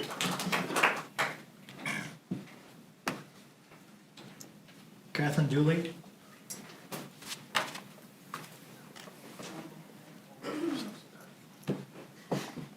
Hi, I'm Kat Dooley, and I live on Stassen in Novi, and I have a third grader in the district. I'm addressing the board regarding my concerns over the future of NCSD and its continuation as being one of the top school districts in Michigan. With the impending transition of our amazing Dr. Matthews, I would hope that the board acts swiftly to make sure we have leadership in place now. In any organization, typically assistant senior leaders are next in line. It has come to my understanding from friends who live in Northville, rudely I might add, that we now have the potential to lose one of the most sought-after educators in our area with Dr. Weber. Why do I see signaling of not directly supporting our assistant superintendent leadership team as shown by the letter to the parents that I just got this week? Isn't this process your discretion? Research has shown a direct correlation with the quality of schools to property values. People don't move to Novi for the mall. People are fighting in bidding wars to move their families here because of the quality of public education. I myself had to fight against 12 other families for my home in 2019. The more educated a community is, the safer it is, which in turn impacts residential influx and community dollars. This is a fact. Our community would not be where it is without the investment in education, which we gladly pay as taxpayers because of the quality leadership shown over the past decade specifically. I have seen organizations show their toxicity when leaders outwardly do not support their team and encourage promotions from within.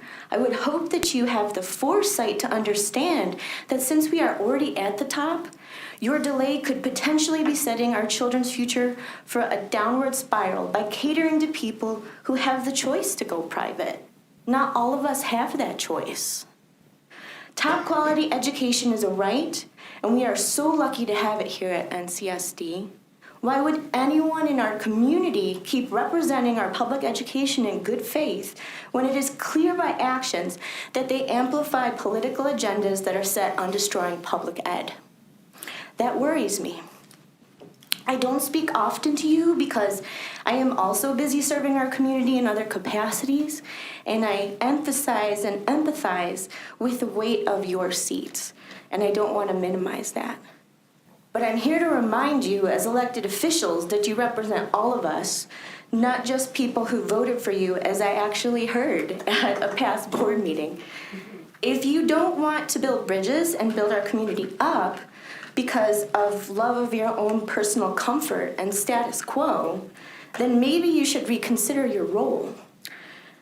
Our children and community need forward thinkers and innovators and compassionate, service-oriented leaders, because then they will too become that when they enter the workforce. So I humbly caution you to keep that energy in mind as you figure out our district's next steps. Thank you for all your hard work and your service.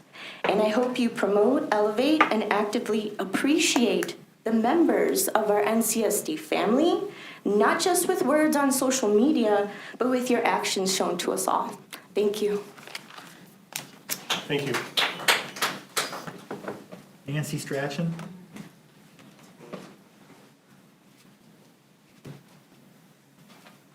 Good evening, Nancy Strachan. Two of my children, the only two I have, are Novi School District graduates, and they have thrived. I did move to Novi, I won't tell you what year, from another well-established community, but the schools here were it. I would never even consider going anywhere else but Novi. I'm going to read to you some of my thoughts. Well-respected, a leader, visible, involved, commitment, confident, commitment to school and the community, loyal, looks at the big picture, moves the district forward, knows how to form relationships, well-established in the district. I was an educator for 42 years. And I can speak from the point of view of somebody hired within the district as superintendent and a search from an outside group to get a new superintendent that doesn't know anything about Novi. What I found was they're playing catch up if they're coming from outside of the district. Yeah, they can read about the schools, they can read about the community, but they don't know the history. And that's super, super important that they need to know that.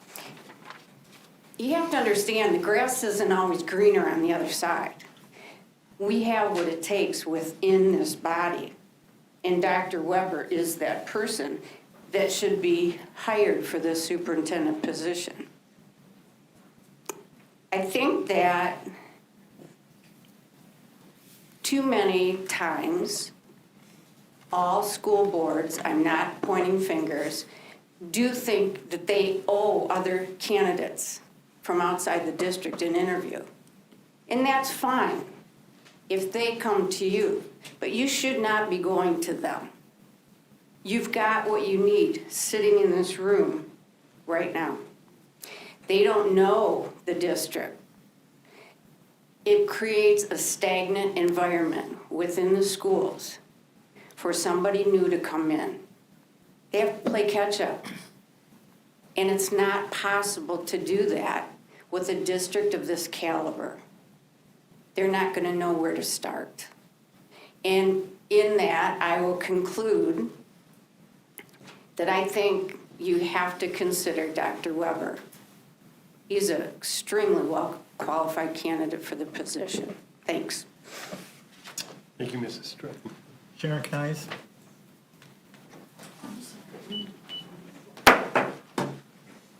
Hello, good evening. I'm Sharon Knies. I've been a teacher at Novi Middle School for 24 years. And I've worked with multiple district administration teams. This current one is the best I've worked with. I'm very sad that we're losing you, Dr. Matthews, and I hope we're not going to lose Dr. Weber also. Before Dr. Weber joined our district, we didn't have an aligned curriculum.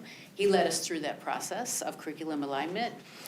His work with prioritizing and affirming student and teacher agency, voice, and mental health is some of the best changes I've experienced in my career. With Novi being currently one of the best districts in the country, I'm not sure why we would consider changing district leadership if we have a choice not to. Thank you. Thank you. Jason Mishner? Jason Mishner, Harrier Place. Good evening, board. I feel like I've gotten to hang out with you guys a lot over the past 4 days. It's been nice to hang out with you guys, but I will say the one person I'm going to miss hanging out with is Dr. Matthews. And it makes it all the more bitter that I missed your last 2 book sessions this year. And your response was priceless when I said, I've been really busy, and you're like, oh, really, Mr. Mishner? And that's the first time I heard the superintendent, Dr. Matthews. But we are certainly going to miss you and your talents and your skills. I'm sure you'll make Rockford proud. And I think we are in a very interesting place tonight because of the choice ahead of the board. Novi, and I think board member Murphy is the only one that could personally attest to this, in 2011 was ranked 49th in Michigan out of all the schools. And in the last decade or so has moved up to 7th or 8th, depending on what survey you're going by. That's the time of tenure of Dr. Matthews, who we have lost, unfortunately, and Dr. Weber. We just saw a giant presentation by Dr. Weber and his staff about how well the school district is doing. I don't think this guy knows how to lose, and I'm talking about RJ. If you look at where he's taken the district over the last decade or so, you look at the numbers he just presented tonight, even his mention of he has teachers and staff that want to do more. That's not because it's just something in the air at Novi. It's because they have good leadership that's inspiring them to do more. I was in the Library of Michigan actually today, and I saw in their office, they had a phrase that said, most of employees' achievements and aspirations are due to the encouragement and the total sum of the total sum of positive interaction with leadership. I think that's why our district is the way it is. Excellence isn't a given. We happen to have it here. We are a center of excellence. But just because we are now doesn't mean we will be later. And it's not something we're entitled to. It's something that our collective, the board, the administration, and some of it's on the parents, we have to work really hard to maintain and achieve and push forward.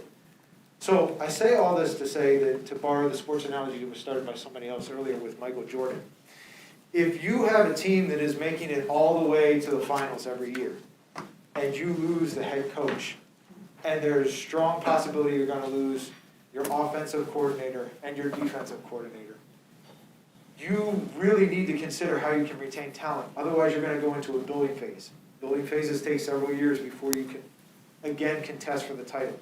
We are contesting for the title of #1 school district in Michigan every year. And I think Dr. Weber is not going to be satisfied until we get there. Unfortunately, I don't think we'll get the opportunity to find out unless some action is made decisively very soon. I think some of the frustration you're hearing tonight from the community, and you've heard from state representatives, you've heard from Novi Library Board members, you've heard from teachers, ex-teachers, and current teachers testifying directly to you tonight about where they would like to see the board go in replacement of the very large shoes Dr. Matthews is leaving behind.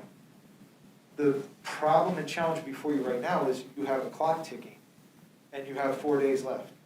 Last time I talked to you, you had about 7. On April 12th, Northville School District is going to probably make a decision. And based on who we know they're interviewing and the fact that Dr. Weber is a finalist, they're probably going to choose him. And the opportunity for you to be in control and be in the driver's seat in the selection of our next superintendent will be taken from you. At that point, you will not have the opportunity to select Dr. Weber. You'll have another pool of candidates, and to continue the sports analogy, you're not in the first round, the second round, or the third round of draft picks. You've had many other school districts go before you were late to the draft. So I don't know what the pool of candidates is going to offer you. But I will say, in your own bylaws, on page 10, it says you need to do the following 2 things. You will have a meeting of the board to figure out your next procedure. That has not happened yet. Publicly, if you're meeting, you have to have a public meeting, and we haven't heard you establish a procedure or choose a procedure to do a superintendent. That's part of the frustration here tonight. The other part is you need to be informing the staff and other key community members, like parents, what you're doing and keep us updated. You haven't done that either. So there's been a lot of nothing since Dr. Matthews announced on the 27th of March, and that's why we're all frustrated. That's why we want to hear from you. So please share your comments tonight when you have the opportunity. Even make a motion. I would like to see you Mr. lead Mitchell. Your 5 with the minutes is up. procedure. Thank you very much. Devon Woods.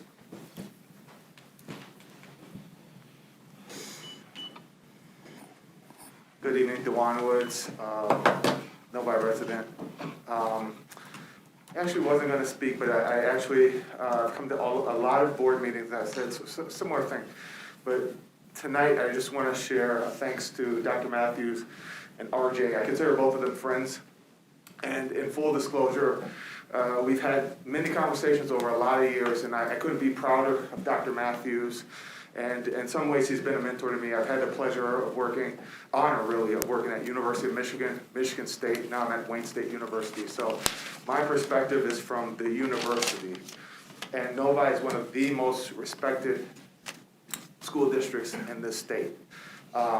Every university is coveting Novi students. In fact, we were just at a meeting today with Dr. Kinsler in our education department, our math department, our physics department, and our engineering department.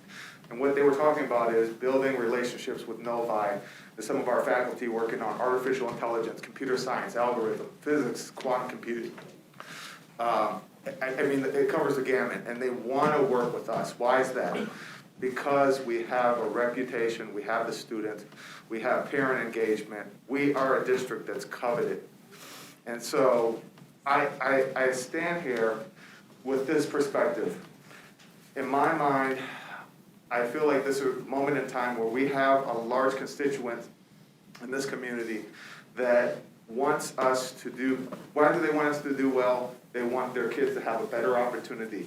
We all want our kids to have a better opportunity than we've had, and we know that this environment, this world is getting more complex, is getting more challenging. And so what you all are doing today, what you all are doing tomorrow is going to have an impact on what our kids are able to get out of this education. And it's really up to all of us, but really it's in your hands, and we want to support your efforts as much as possible. I will say for RJ, we go back even further. So the value system that he has, the focus on technology, the pushing the limits, the boundaries, all of these come into a core belief that doing better for community and doing better for kids and doing better for others is the core. If it's mental health, if it's education, if it's concern, that is the secret sauce. And I consider him one of my best friends.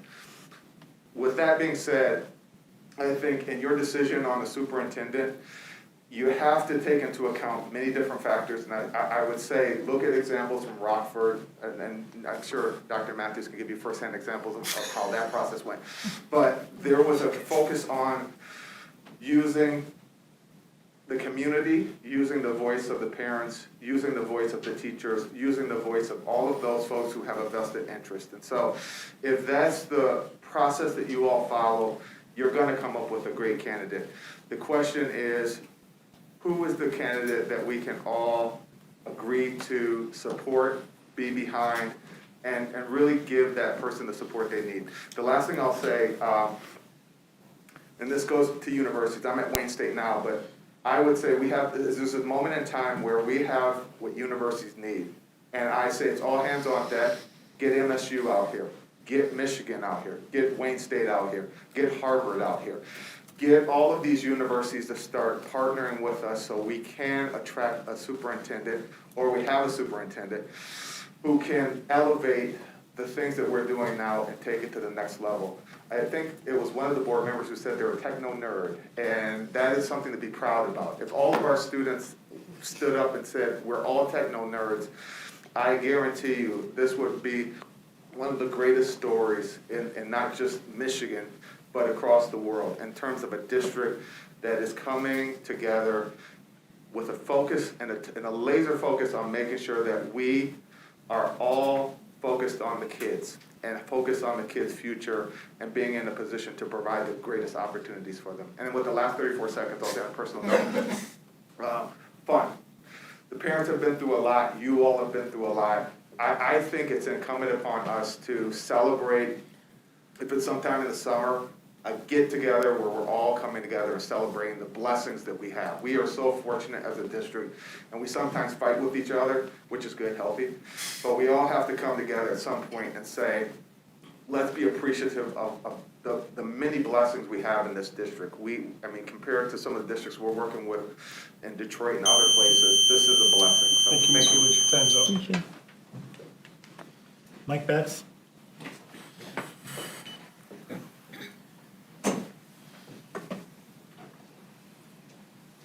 Good evening, I'm Mike Betts. Thanks for giving me a couple minutes. I'll try and keep this brief and to the point. A lot of the things have been said already about support of what we're doing and the importance of continuity. I'm a youth sports coach. In fact, I think I've coached some of your kids at some point along the way. One of the things that's so important when you have a team is continuity. And the worst thing that I knew at the end of a season, if I was losing a kid, would be to lose it to a rival team. Because I sure as hell didn't want to face that team in the playoffs at that point. So, we have an opportunity that's here in front of us. You've had overwhelming support in favor of continuity. You have underwhelming dissension of the continuity. So my question is, you have an avoidable situation that you can make a decision on. You can prevent our community from being the laughingstock. I can't tell you how many people I've talked to about this, and I get the same response. What are they thinking? It is under your control to avoid this ridiculous situation from happening. You're literally going to let someone walk out the door and go to our competitors, and their property tax, their property values are going to go up because they're going to have some of the best on their team. And I guarantee our ability to get to that number one position that we want to get to and retain is going to be diminished, and theirs is going to get better, and you're only going to have yourselves to thank for this. So think carefully about the decision that you're about to make, because you're going to put a community through a situation you do not have to. And the question is, why? Is this a popularity contest, or is this about effectiveness? Because if you take it down to effectiveness, you're going to see what your choice is going to be. Are you going to listen to a vocal minority, or are you going to pay attention to the overwhelming majority that's coming to you to tell you what this community wants? Thank you. Thank you, Mr. Betts. Sarah Much?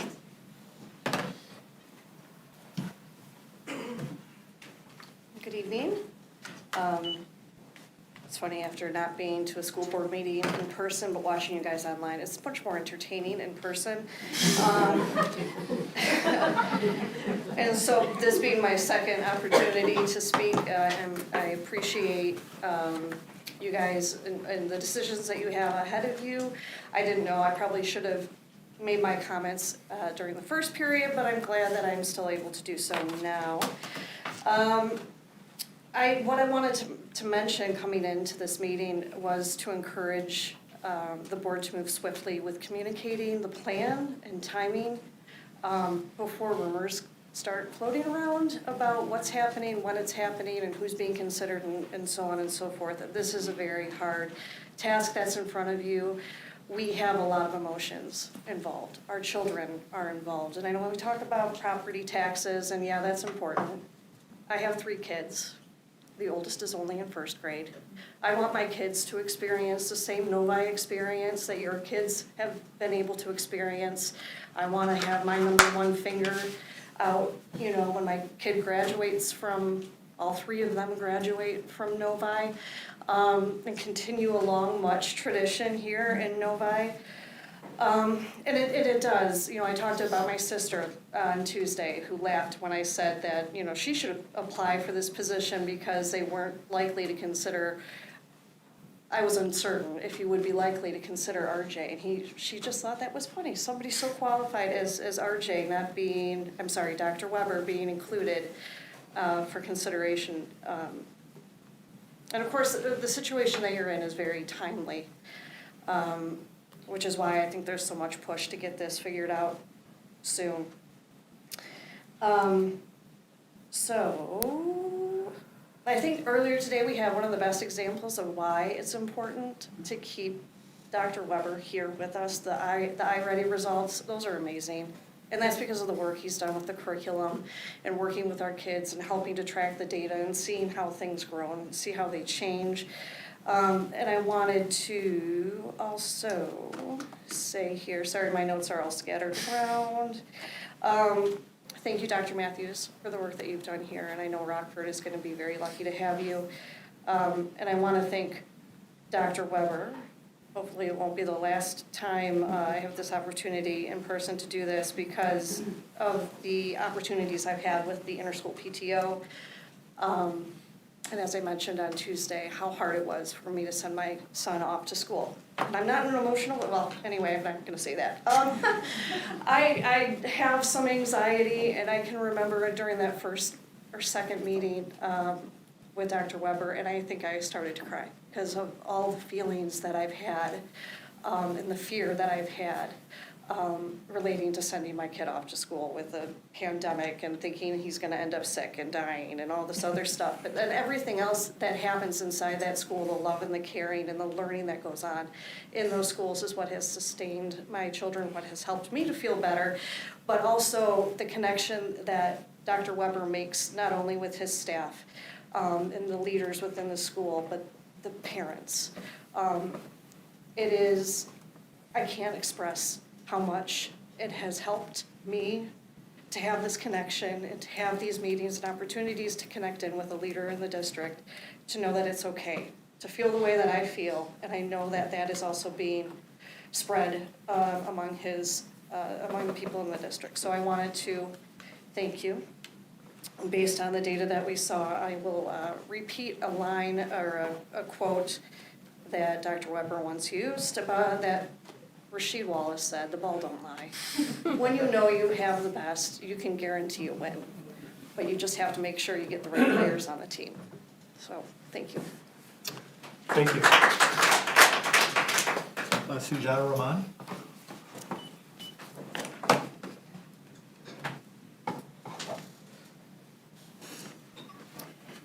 Good evening, and thank you for giving me the opportunity to speak tonight. My name is Sujata Rahman. I have 2 children in the district, 5th grade, 6th grade. A lot of what I was going to say has already been commented on this evening, but I'm going to make my comments anyway because I think it can't be said enough.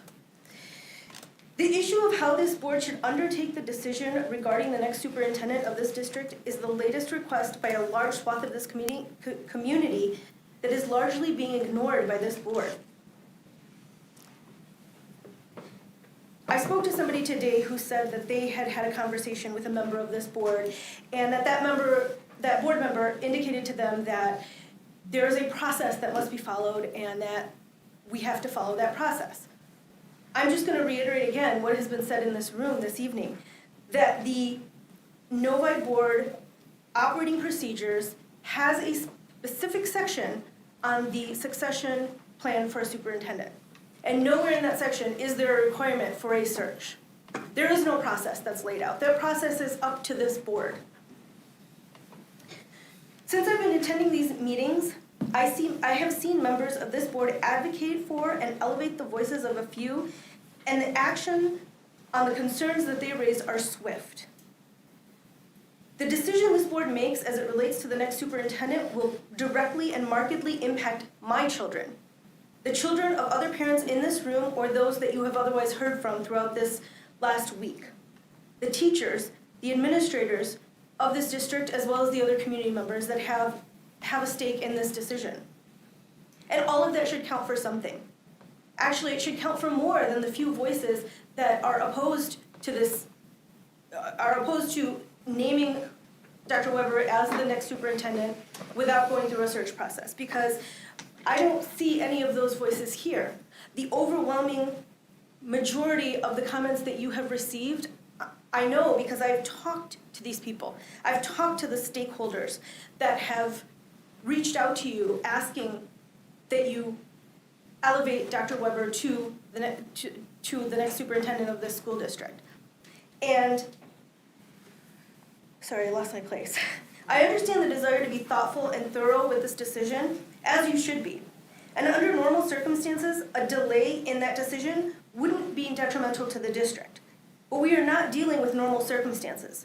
We are in the middle of a perfect storm. And quick does not necessarily mean uninformed. We're not dealing with somebody that we don't know. Dr. Weber has a proven 12-year track record in this community of service to this district and the community at large. The presentation that was given at the start of this meeting was amazing. Those numbers are incredible. But they also speak to the uniqueness of this district. There are an alarming number of good qualified teachers and administrators that are burned out and leaving the field, and the pool of high-quality candidates is not as deep a well as it once was. We have only to look at other local districts and the candidates that they have attracted in their searches, as has been referenced here today. Anyone who watched the interviews of the candidates in Northville know that Dr. Weber, no disrespect to the other candidates, but anyone who's watched knows that Dr. Weber is head and shoulders above the next best qualified candidate. And Novi deserves the best. Yes, Novi is a top district in the state, but so is Northville. And yes, we will attract many candidates, but so did Northville. As I always tell my kids, quality is more important than quantity. Of everyone they had to choose from, Dr. Weber is one of 3 finalists. They recognize his value as a leader. Looking around this room, it's apparent to me that the stakeholders in the community that you serve, that you've been elected to serve, also value his leadership. The question is, does this board?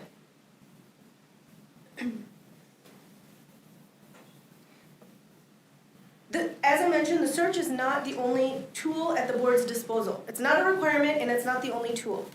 The counsel of the outgoing superintendent and the participation of members in the community are also aids available to the board. The community is speaking. I'm begging all of you to listen. Novi has amazing teachers, and they are a huge part of the success of this district. But so too is leadership. And you won't find a more dynamic, dedicated, passionate leader than Dr. Weber. He knows this district. You've heard from the people that he leads.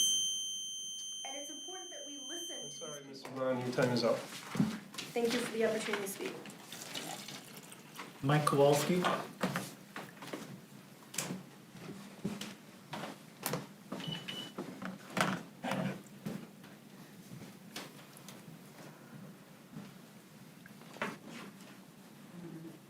Hello, everybody. My name is Mike Kowalski. I live at 40836 Villagewood Drive with my parents. I'm a proud graduate of Novi High School, the class of 2002. And since 2008, I've been a teacher and a math interventionist at Novi High School here in our district. Throughout my time working at Novi, Dr. Weber has played an integral role in my growth and development as an educator, leader, colleague, friend, dad, and as a man.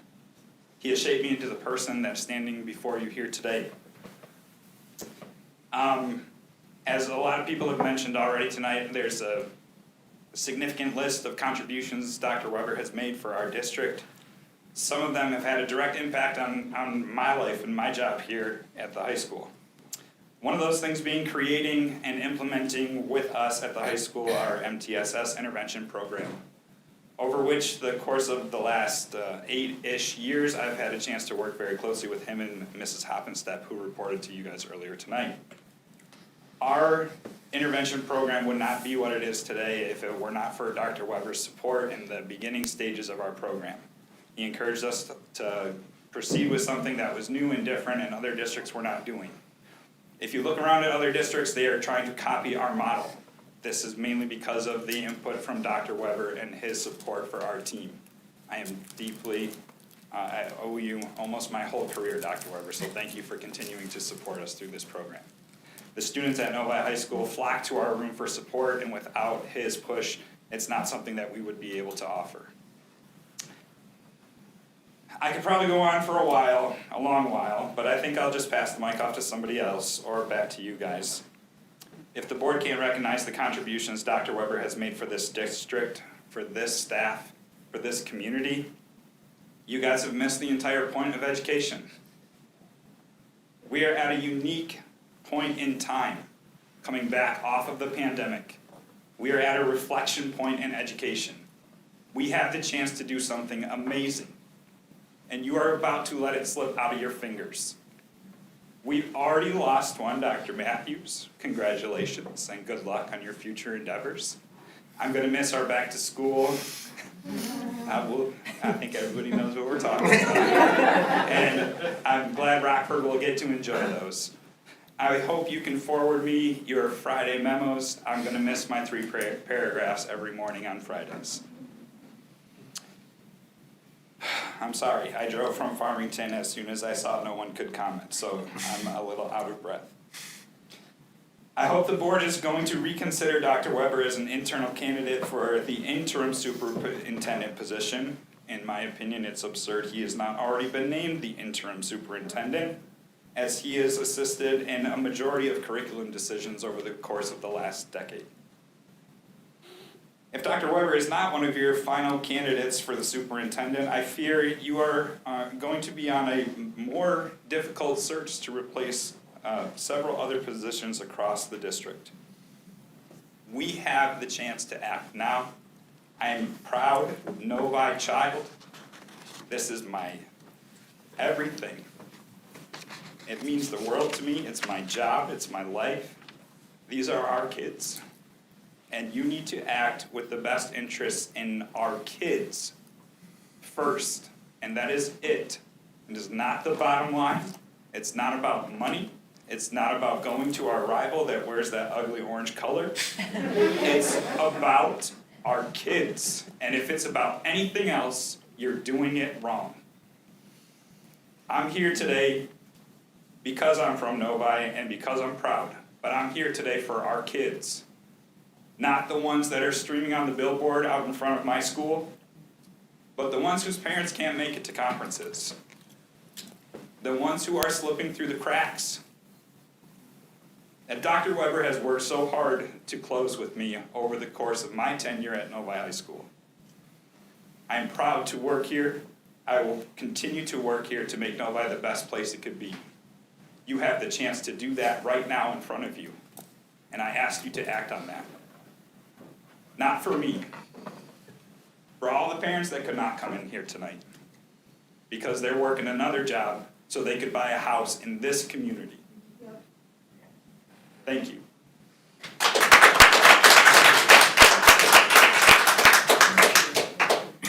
Atashi Bagchi.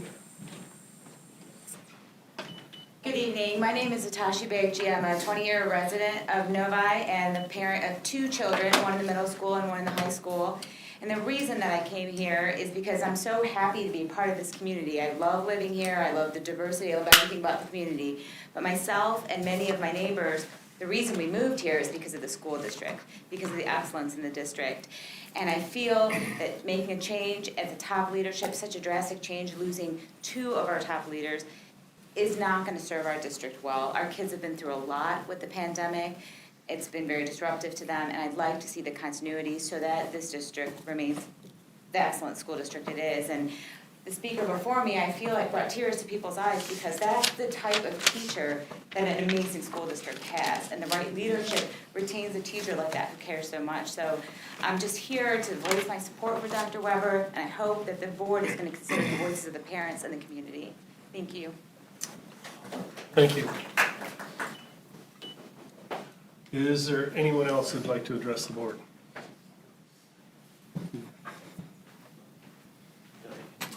Sorry. Thank you. Yeah,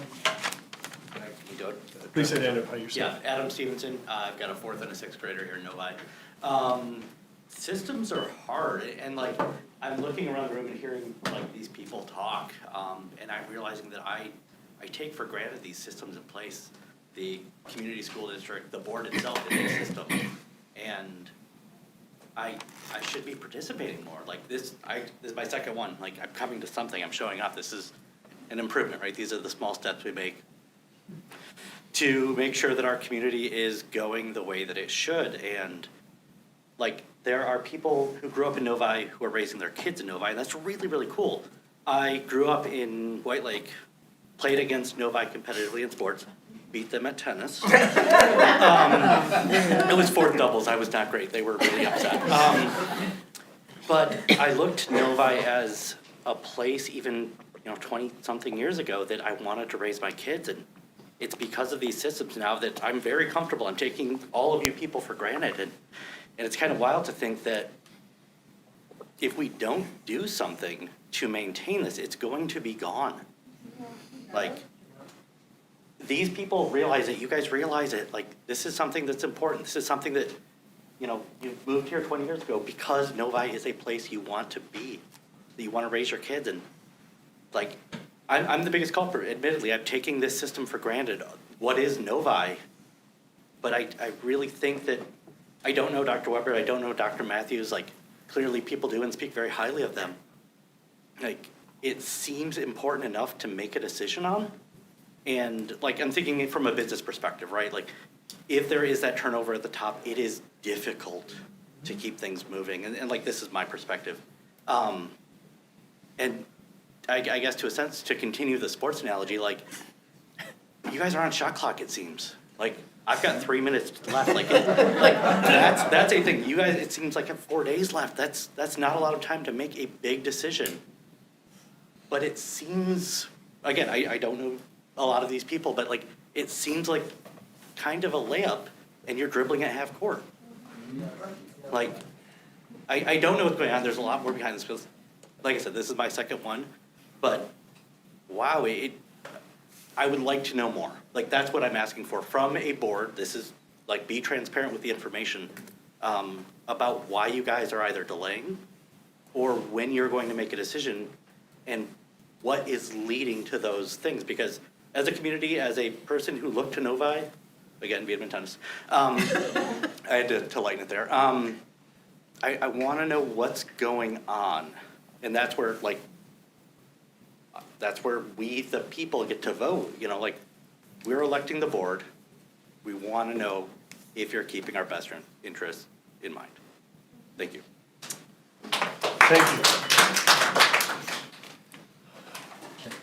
Anybody else? Please just state your name. Horam Abbas, I live in Asprey Park, so I'll keep this short. So, and I just want to add one thing. Firstly, Dr. Matthews, thank you so much for all the hard work that you've done. We'll miss you over here. These are going to be certainly very, difficult shoes to fill, but we appreciate all that you've done. So I'd like to say that I am probably the last people who will come out and speak at these public comment sections, and I was actually, I was here the second time, this is the second time I'm doing it, and the first time I was here a couple days ago speaking about the same thing. So I just want to emphasize that, and again, I'll tell my story over here. So I moved to Novi back in 2013. Back then, newly married, no kids, and the reason I moved to Novi was the schools. We definitely wanted a family, so we thought this would be the perfect place for us to go to the best schools. So since then, I have 3 kids. One of them is actually going to Parkview Elementary now. And I mean, it's just been amazing, just watching my first kid, go to school and learn these things. And I take a lot of pride as a parent of somebody who goes to school in Novi. So last year, with COVID, my job pretty much became remote. I could pretty much move anywhere I wanted to, and with 3 kids, I definitely needed a bigger house. And my wife and I, we just started talking about it, and here we are. I just bought a very expensive house over here in Novi, and a lot of my friends actually are asking me, "Are you out of your mind? You could have moved to someplace warm, just move to Texas or something, enjoy the nice warm weather." And I tell them, "Hey, I'm here because of the schools. I trust the school system. I know the school system, and I know that's the best for my kids." So that is the sole reason why somebody like me is actually in Novi right now. And I feel like if we let go of somebody like Dr. Weber, and I mean, again, if we let him go and he goes to Northville, I mean, that's a big, big win for Northville, but we have the best right here. And I'm an engineer, so I actually manage a team of 10 engineers, and we have people all the way from an engineer 1, and I have 2 distinguished engineers in my team who, based on qualifications, they have PhDs all the way down to people that are fresh out of school. So if one of my distinguished engineers leaves, I would go out and start searching for somebody outside of the company. I actually retain my talent, promote them, and that works out the best. And I've done that many times, and I can tell you that you guys need to do the same thing. You guys need to retain your talent. Thank you. Thank you very much. Is there anybody else? Not seeing anybody, let's, I was up here once. Darby Hoppenstead, I'm a director here in Novi, and I'm also a parent. And I have had the amazing opportunity to work with Dr. Weber for 11 years. And I happen to share a wall with him down the hall here.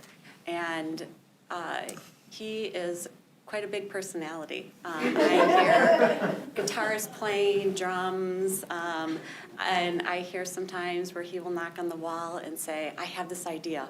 We have to, who can we get to do this? Who can we get it done? Or how can we get it done?"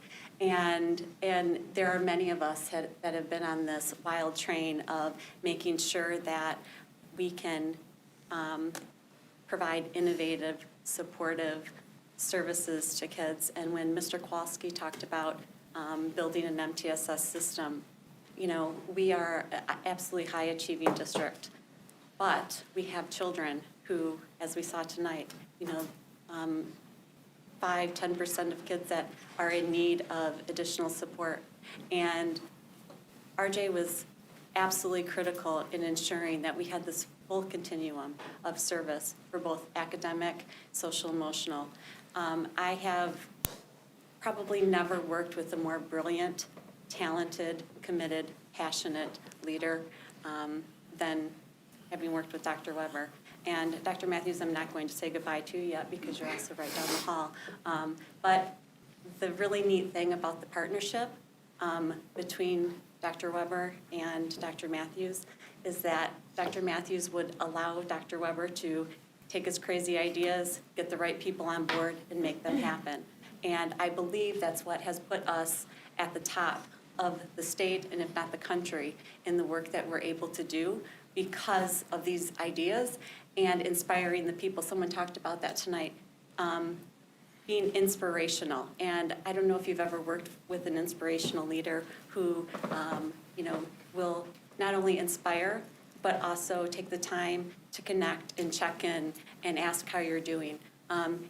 My children happen to walk over to the ESP after school, almost every day, and I have that privilege. There isn't a day that Dr. Weber doesn't open the door, ask them how their day is, talk to them about what they did today. Yesterday, my daughter used Chibitronics and made a house, and it lit up, and it was pretty awesome, right? But I know that he doesn't just have those conversations with my children, he has them with other children. And I think what we're missing here is student voice, because I know that our students value the leadership that Dr. Weber offers them. And sometimes kids don't always recognize their opportunities, but certainly Dr. Weber's leadership has made a significant difference. So I hope that you consider that, and I know that your decision is monumental, and I don't envy any of you to have to think about this, but I would agree that the timing is critical, and I hope that you consider the administrators, the teachers, the parents, and the other community stakeholders that have pled with you to retain Dr. Weber. Thank you. Thank you, Ms. Okay, anybody else? Okay, moving on. Superintendent report. Thank you, Mr. Cook. As many of you might be aware, I've been offered the superintendent position in the Rockford Public Schools. We're currently working through my contract, which I expect to be completed by next week, and once that is completed, I will offer a formal resignation to this board. As I tell everyone, you don't quit until you have everything finalized. I'm excited about the new opportunity, but recognize I owe a great debt to this district. Part of paying that debt is to continue my professional responsibilities until the end of this school year, and I intend to do just that. Superintendent job offers come at awkward times, and this is no exception. And I apologize that I've created drama for this board and this community. That was not my intent. I recognize that we have 3 exceptionally talented assistant superintendents sitting before us, 2 of whom who have expressed desires to be a superintendent and have applied for jobs in other districts.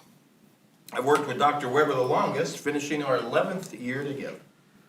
He's exceptionally talented and ready to be a superintendent, and I also know that Dr. Weber is moving through a process with North. I've worked with Dr. Kinzer for over 4 years, and he too is a candidate that has skills districts are looking for and has opportunities before him. As I said, my job offer has come at an awkward time. Meaning no respect to Dr. Kinzer, but given my long history with Dr. Weber, I would like to see Dr. Weber stay in Novi. But I also understand that this is a board decision. I am confident that our board will listen to our community because the board has a long history of listening and being transparent. The board was elected because the community has confidence in your collective ability to make good decisions for our community. Just because this current circumstance is unusual and awkward, it should not mean that we abandon our confidence in you, the board. I believe that this board has made good decisions. 11 years ago, you made a good one. I was the only one on the board. Oh, just brag about it. And listened to our community over time. That does not mean we always agree, but I believe that the board does want what is best for our students. And as Mr. Kowalski said, our students are the true focus of all of our efforts.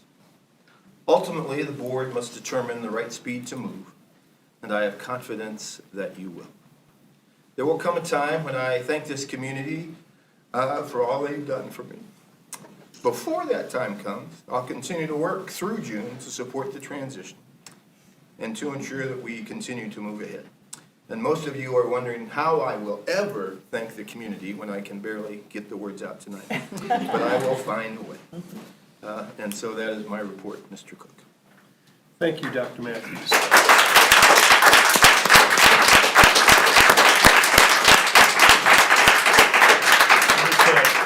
Okay, administrative reports. Start with Mr. McIntyre. Thank you. I want to inform the board that we released our bonds for sale last Friday at 9:30 and went through 11 a.m. We did successfully release $55 million for Series 2 of the 2019 bond, and we refinanced the 2014 bond, saving the community more than $2 million. The managers on that project were Stifel, Fifth Third, and J.P. Morgan Securities. And I'm happy to say that the city of Novi also participated and purchased $480,000. Wow. That's our report. Thank you, Mr. McIntyre, and thank you for what you're doing to save the district $2 million, $2.5 million. Great. Dr. Kinzer. Thank you, Mr. Cook. As Mr. Wood said earlier, I had a great day today at Wayne State University, meeting with faculty and exploring the potential for how we can collaborate to better support our teachers and students. Next week, we'll be participating in the University of Michigan Educator Job Fair. This will be our third job fair of the season, and the University of Michigan Job Fair is different. Michigan has a program called their MAC program. It's the Master of Arts plus certification. So the candidates that we will meet with from the University of Michigan are often people who have degrees in other things, and then they go get a master's degree in education and get their certification. So it really diversifies and broadens our pool of candidates. So we're looking forward to meeting with some of those candidates next week. And then I want to jump on the bandwagon and just congratulate Dr. Weber, our Office of Academics team, our principals, and most importantly, our teachers for the incredible work they've done in the last 2 years. The data that you saw, I was an elementary principal for a long time. You don't see that data when there's no pandemic. To see that kind of data after a pandemic is a focused effort by a team with excellent leadership and tremendous teachers, and we are blessed to have that in this district. Thank you. Thank you, Dr. Kinder. Dr. Weber. Well, this is going to be easy. Steve, I'm going to hold off on saying anything or looking at you right now. That'll come later. It has to. So there's this woman from Sevierville, Tennessee. Some of you may have heard of her before. She's kind of special. Her name is Dolly Parton. She once said, if you want the rainbow, you got to put up with the rain. These past 2 weeks, the amount of love and support, courage shown by people has been overwhelming to me, to say the least. So I just want to simply say thank you. Albert Einstein once said there are only 2 ways to live your life. One is though nothing is a miracle, and the other is though everything is a miracle. I'm grateful that I chose the last one. And I'm grateful for each of you in this community and for the opportunity to serve your families and your children in the past 12 years. It has been a blast. I love coming into work. I don't call it work. I always tell my family I'm going to school today. It's kind of weird for a 51-year-old man. Or am I 52? I don't know, I forgot. But thank you very much. And to the iReady data presentation, Dr. Kinzer, what Dr. Kinzer said is truly that testament to our community, because it really does take a community. To the staff, I hope the people in the room heard the parents come up and say how much they love being in your schools. Teachers, administrators, because I'm here, Steve's here, they come to your building. Every day you create a small miracle. And that is opening a building from anywhere from 400 kids to 2,000 kids. You feed them all, you keep them safe, you get them there on the bus with our transportation, maintenance takes care of everything, boom, boom, boom. Oh yeah, and by the way, you educate them to get those numbers. Every day that happens. And for people who've never done it or been part of it and have had that responsibility, that is astounding. With all due respect, you're not opening a door for a business and perhaps selling widgets and then closing that door at 5 o'clock and going home to your family. It's a different game. And it's a game you play with ferocity and passion and love. And I hope that's what you heard tonight, that it's about you all. Because it is about you all. So thank you. Thank you, Dr. Weber. You got it. That brings us to board communications. Does anybody have anything they would like to say, elaborate on? Say what they've been doing in the district? Oh, I guess I have one thing. Mrs. Hood. You can always count on me. Always count on you. Always count on me. Well, yeah, I've been sad for a couple days, but I just had one question for Dr. Matthews, and that was that on March 3rd, the board authorized a third-party attorney to conduct an investigation, and we haven't heard anything, and I wondered if you had a time frame for that. I do. We have been in touch with that third party who is conducting the investigation. They have indicated that they believe their investigation will be complete either by tomorrow or Monday. They will then forward the results of that investigation to the board's attorney, Tim Gardner, and then Tim Gardner will, and the third-party attorney have been scheduled to come address the board next Thursday, which was supposed to be a work session, but instead will be an opportunity for the board to meet with those attorneys in closed session to discuss that report. Okay, thank you. I guess I'll just say thank you to everybody. If I say more, I'll cry up here, so we're not gonna do that. But thank you to everybody that contributed to our iReady results. I mean, amazing, and parents do it, and teachers do it, and our administrators do it. Thank you. Thank you, Ms. Hood. Any other communications? Do you want to read this, or? I will, You can. You've been doing all the work. I will Okay. make a little communication before I read that. Okay. I just want to thank you for stepping in twice for me today. I got to experience being around kids this afternoon and acknowledging some student athletes, and so I appreciate your time so that I could do that. no problem. First, I did sit in for Dr. Ruskin at the DEI committee, and I mentioned incorrectly that this month is Autism Awareness Month. It is not Autism Awareness Month, it is Autism Acknowledgement Month. Did I get that right? Amy? Acceptance Month. I keep forgetting. It's Autism Acceptance Month. So the district does a lot for our kids with IEPs, and a lot of those are, autistic on the spectrum. ASD, either high functioning, low functioning, we have nonverbal, we have all the spectrum in this district. And our teachers and administrators do everything above and beyond to make those kids feel welcome, to educate them, and they go to the moon and back to make sure that they're within the general education and not put off in a room where they're different. And for that, I am greatly appreciative.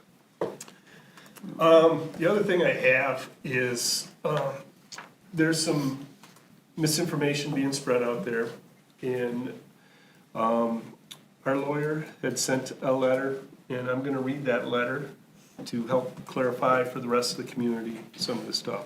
And it states, on behalf of the Novi Community School District Board of Education, the board, I write in response to an email dated April 6th in which you allege that the board violated the Open Meetings Act, OMA, at its special meeting this past Tuesday. Specifically, you allege that the board improperly entered into closed session to discuss the next steps in beginning the superintendent search process. Despite the email that was circulated about the reason for closed session, please know that the meeting agenda item and motion called for closed session in accordance with OMA Section 8.1H. OMA Section 8.1H, as you recognize, allows the board to meet in closed session to consider material exempt from discussion or disclosure by state or federal statute, MCL 15.2681H. As you also noted, the Michigan Court of Appeals has held that a written legal opinion expressly authorizes a public body to enter into closed session under OMA Section 8.1H. Booth Newspaper v. Wyoming City Council, 68 Michigan Appellate 459, 1988. There, the Court of Appeals went on to explain that the scope of discussion in closed session must legitimately relate to legal matters and not bargaining, economics, or other tangible non-legal matters. In application of the above principles, the board entered into closed session to consider my written legal opinion, which was dated April 4th. Moreover, You are exactly right that the closed session discussion must be limited to the matter legally justifying closed session. I cannot disclose to you the contents of the closed session discussion due to attorney-client privileges. I can, however, dispel any notion that discussions or timelines relating to the superintendent search were made during closed session. They have not yet been made. No candidate has been selected or evaluated. No fixed timeline for selection has been scheduled. The board is well aware that the selection of superintendent is at the heart of the OMA and its transparency aims. The board's email was intended to promote openness. The board is also well aware that a decision to eliminate certain candidates from further consideration, whether made by school board or one of its committees, is a decision that must be made in open meetings. The board looks forward to continuing acting in the best interest of the district and in open sessions to interview and select Dr. Matthews' replacement. As Dr. Matthews stated earlier, he has not formally resigned. We still have a superintendent. So I hope that clarifies some questions that people may have. It states very matter-of-factly of why we went in and that no decisions were made. Any other comments from the board? I just have one thing Yes. that I was going to Go bring ahead. up tonight. There's a webinar, and RJ, I don't know if you know about this, but it's Warning Signs That My Child Needs Help. It's sponsored by several different organizations. It's April 21st from 7 to 8 o'clock, and it's virtual via Zoom. Easter Seals is sponsoring it, Optimist International, and several other affiliated healthcare providers and stuff. And I was going to send it out to our mental health.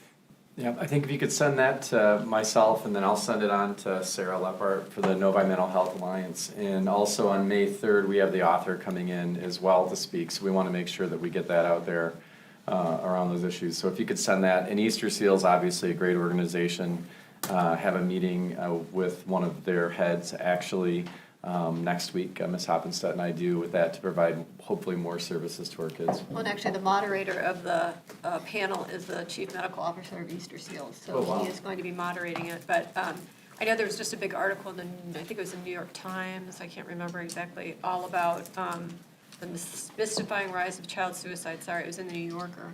And a lot of good information, so I don't know if there's parents out there that might find it helpful, but I'll get the information to you, and hopefully we can spread the word so that if parents are interested, they can sit in the comfort of their own home, which is always valuable when you're talking about something really difficult, and hopefully get some information that'll help their students too. Thank you. Thank you, Mrs. Murphy. And with that, that brings us to the last item, adjournment. Motion to adjourn? Support. Moved by Mr. Mena, supported by Mrs. Roney. All those in favor? Aye. All those opposed? We are adjourned. Well done, Mr. Cook.